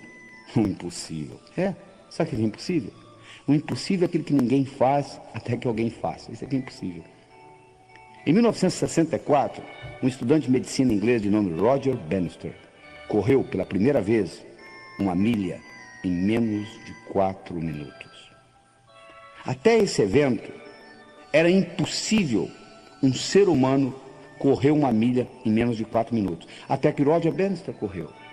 Depois que Roger Bannister correu, nos próximos 12 meses, 19 outros atletas correram. Hoje, um atleta classificado, renome, correr 1 milha em menos de 4 minutos, não é nem notícia de jornal. Olha que interessante. Uma coisa que era impossível até 1964, hoje é cotidiano. É um atleta correr 1 milha em menos de 4 minutos. Era impossível você fazer a viagem de Portugal ao Brasil, uma caravela em meses. Hoje você pegar um Concorde, você atravessa o Atlântico em 3 horas. Era impossível isto há 100 anos atrás. Hoje é comum. Então você observa o seguinte: se você partir do princípio que é impossível, você não vai fazer nada. O impossível é aquilo que ninguém faz até que alguém faça. Isso é que é impossível. Então você tem que realmente fazer o impossível. Você tem que fazer coisa que parece que não pode ser feita. E com isso, você vai progredir na vida. Ah, mas doutor, mas o problema é que eu não tenho sorte. Sorte? Não existe sorte, meu amigo. Sorte é quando preparação encontra oportunidade. Isso é que é sorte. Deixa eu contar para vocês a minha história particular. Em 1975, eu morava em Teófilo Otoni, no Nordeste de Minas, e nós tínhamos um grupo de médicos, nós construímos um hospital lá, o Hospital São Lucas. Era uma sexta-feira à tarde, o telefone tocou, de um hotel. Eles disseram, nós temos um hóspede aqui com dor no peito. Dá para ouvir? Eu falei para o indivíduo, olha, eu estou saindo para um fim de semana longo, chame outro. Mas nós chamamos outros 2 médicos, falaram a mesma coisa. Eu falei, tá bom, estou indo aí. Eu cheguei lá, o indivíduo estava com dor no peito, eu fiz um eletrocardiograma nele, estava tendo um infarto. Levei-o para o hospital. Ele não falava português direito. Ele tinha vindo até o Teófilo Otoni comprar pedras preciosas que ele vendia nos Estados Unidos. Conversando com ele, ele me perguntou assim, você conhece o meu filho? Eu falei, quem que é seu filho? Ele me falou o nome do filho dele. Eu falei, bom, eu não conheço seu filho pessoalmente, mas eu conheço os trabalhos dele, eu conheço os livros dele, eu conheço as publicações dele. O filho dele era um chefe de pesquisa na Universidade de Harvard, nos Estados Unidos, que é provavelmente a universidade mais sofisticada do mundo. 48 horas depois, o filho dele saiu dos Estados Unidos e veio para o Teófilo Otoni para ajudar a tomar conta do pai. E ficou lá e fez amizade com a gente, falava português bem, porque era casado com uma brasileira, etc. Na véspera dele ir embora, porque o pai tinha tido alta, eu tinha um centro de estudos no hospital, e aquela noite, por coincidência, não é coincidência, sincronicidade, eu ia falar. Eu ia falar exatamente sobre um assunto de cardiologia, que o filho dele também era cardiologista. Eu ia falar sobre arritmias na fase aguda do infarto. Aí eu pedi permissão aos meus colegas, tinha cada um uma especialidade diferente, um cirurgião, um ginecologista, um ortopedista, se eu poderia falar no nível do Peter. Porque eles não iam entender nada, mas o Peter ia ficar extremamente impressionado. E eles falaram, vai em frente. Eu dei uma aula no nível do Peter. Quando eu terminei a aula, ele veio para mim e disse assim, Laí, você quer ir embora para Harvard? Eu te levo comigo. Eu falei, na época, eu falei, não, sou dono da região aqui, faço o que eu quero, estou muito bem. Bom, o fato é que 6 meses depois, eu conversando com ele no telefone, e eu estava um pouco deprimido naquele dia, eu perguntei para ele, e aquela oferta que você me fez? Ele disse, continuou de pé, já tenho validação do seu diploma aqui nos Estados Unidos, que eu tinha feito a prova passada, por que você não vem? Eu fui. Bom, eu fui de Teófilo Otoni direto para Harvard. Quando eu voltava ao Brasil para fazer conferências nos congressos, os meus colegas de profissão diziam assim, Laí, você é um cara de sorte, hein? Eu falo, por quê? Você está lá no Nordeste de Minas, lá em Teófilo Otoni, você é um sujeito lá de Harvard, vem, te leva com ele. Eu falei, sorte? Tinham 21 médicos na sala, por que ele não levou os outros 20?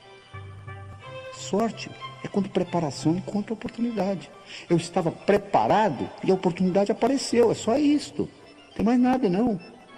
Então, esteja preparado, porque as oportunidades aparecem na sua vida. Só que o óbvio só é óbvio para a mente preparada. A oportunidade, às vezes, está no fundo do seu quintal, você não consegue distingui-la. O óbvio só é óbvio para a mente preparada. É importante você levar isso em consideração. Tá entendendo? Então é isso que está aí, não existe sorte. Eu sempre digo o seguinte, quanto mais você pratica, mais sortudo você fica. Essa que é a verdade. Mas doutor, aí, eu tenho tantos problemas, se eu tivesse os problemas que eu tenho, problemas. Sabe que não tem problema, meu amigo? Pessoal que mora no cemitério. Fora isto, a vida é um problema atrás do outro. E eu não gosto de dar conselhos, não, mas vou lhe aconselhar o seguinte. Não conte os seus problemas para os outros. Sabe por causa de quê? 80% não está nem aí. E 20% está feliz que você os tem. Tá bom?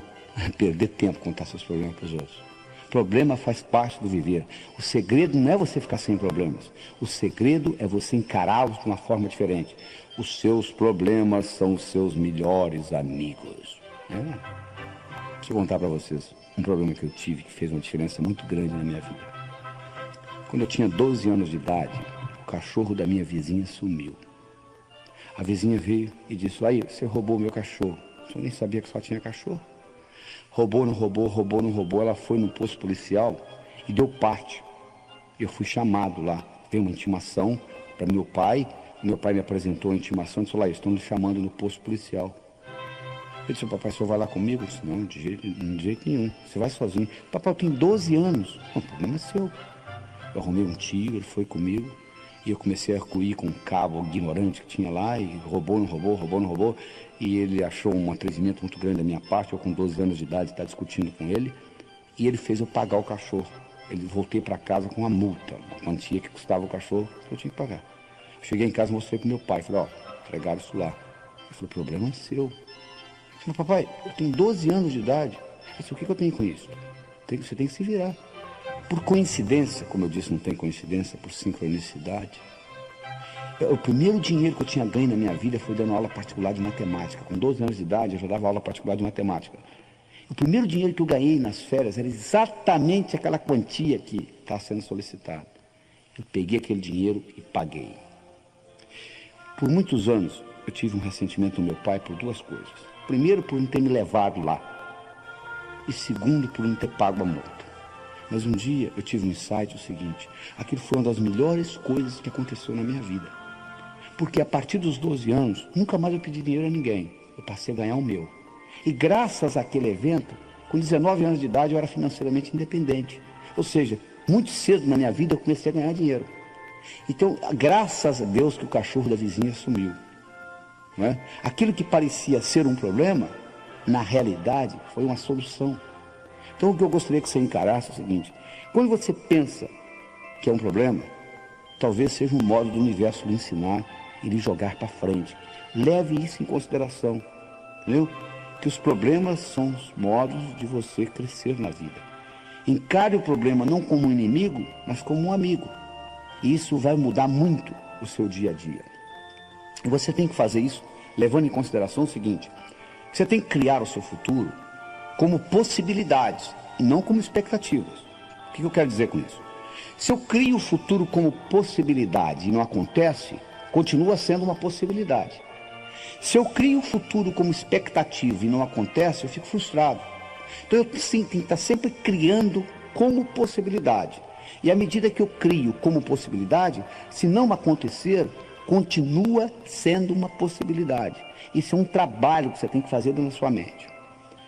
E finalmente, nós estamos chegando ao final dessa apresentação, eu gostaria de discutir com vocês alguns aspectos práticos da coisa. Uma coisa importante que você tem que ter é boa saúde. Né? Você, para ter uma mente sadia, você tem que ter um corpo sadio. Respeite o seu corpo.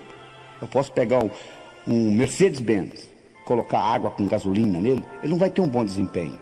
É muito importante aquilo que você coloca na boca. Presta atenção na alimentação, porque o tipo de alimento que você está usando vai ser usado como combustível para o seu cérebro. Como eu disse, se você colocar gasolina misturada com água, o Mercedes pode ser um Mercedes, pode ter um cérebro espetacular, não vai funcionar bem. É importante você levar isso em consideração. A alimentação é fundamental. É importante você levar em consideração que amigos você tem.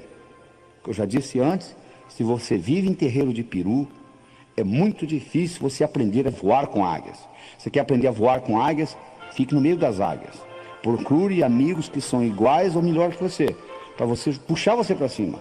É muito difícil você nadar contra a correnteza, principalmente com peso no pescoço. E tenha uma expectativa boa do futuro. Eles fizeram um estudo, outra vez, na Universidade de Yale, em Connecticut, onde eles pegaram 3 grupos de primeiro ano primário. Foram numa professora e disseram, ó, seu Deus, parabéns, esse ano você vai receber os gênios. Os alunos são gênios, fizemos um teste de QI neles, beleza. Olha que diferença.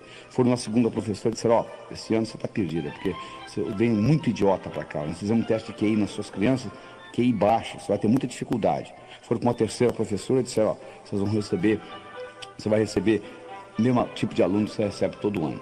No final do ano, aquela que recebeu gênios, exatamente gênios, passaram nota alta, não deram trabalho, criativos, inteligentes.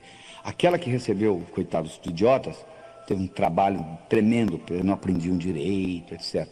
Aquela que recebeu média, era média.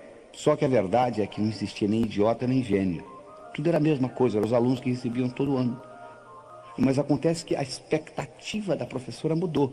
Aquela que tinha expectativa de encontrar gênio, encontrou gênio. Aquela que tinha expectativa de encontrar idiota, encontrou idiota. Se você tem expectativa de melhorar a sua vida, provavelmente você vai melhorá-la.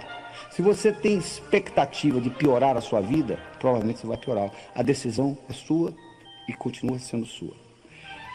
E eu gostaria de terminar esse programa com a história. Eu adoro histórias, porque elas têm um poder muito forte na sua mente. São metáforas, passam além da sua mente crítica.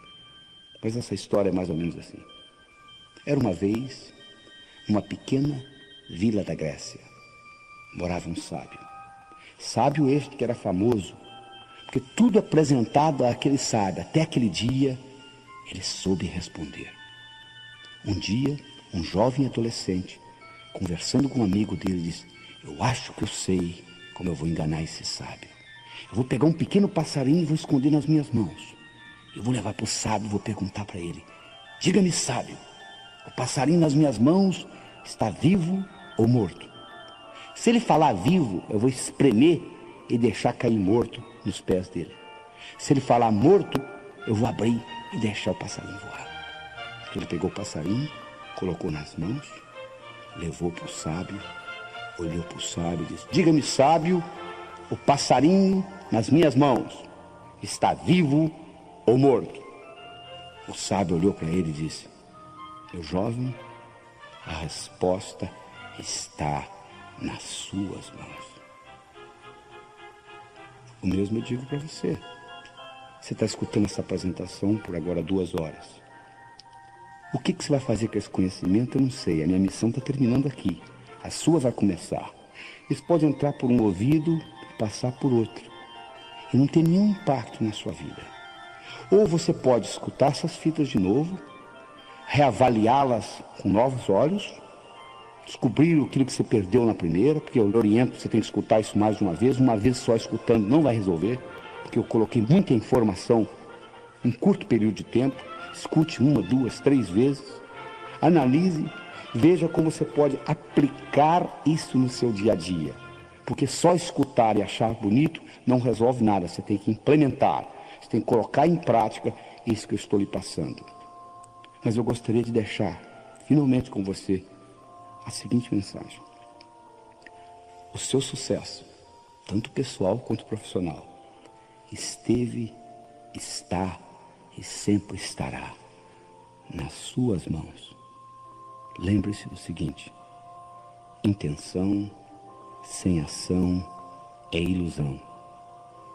Ouse fazer e o poder lhe será dado. Até logo.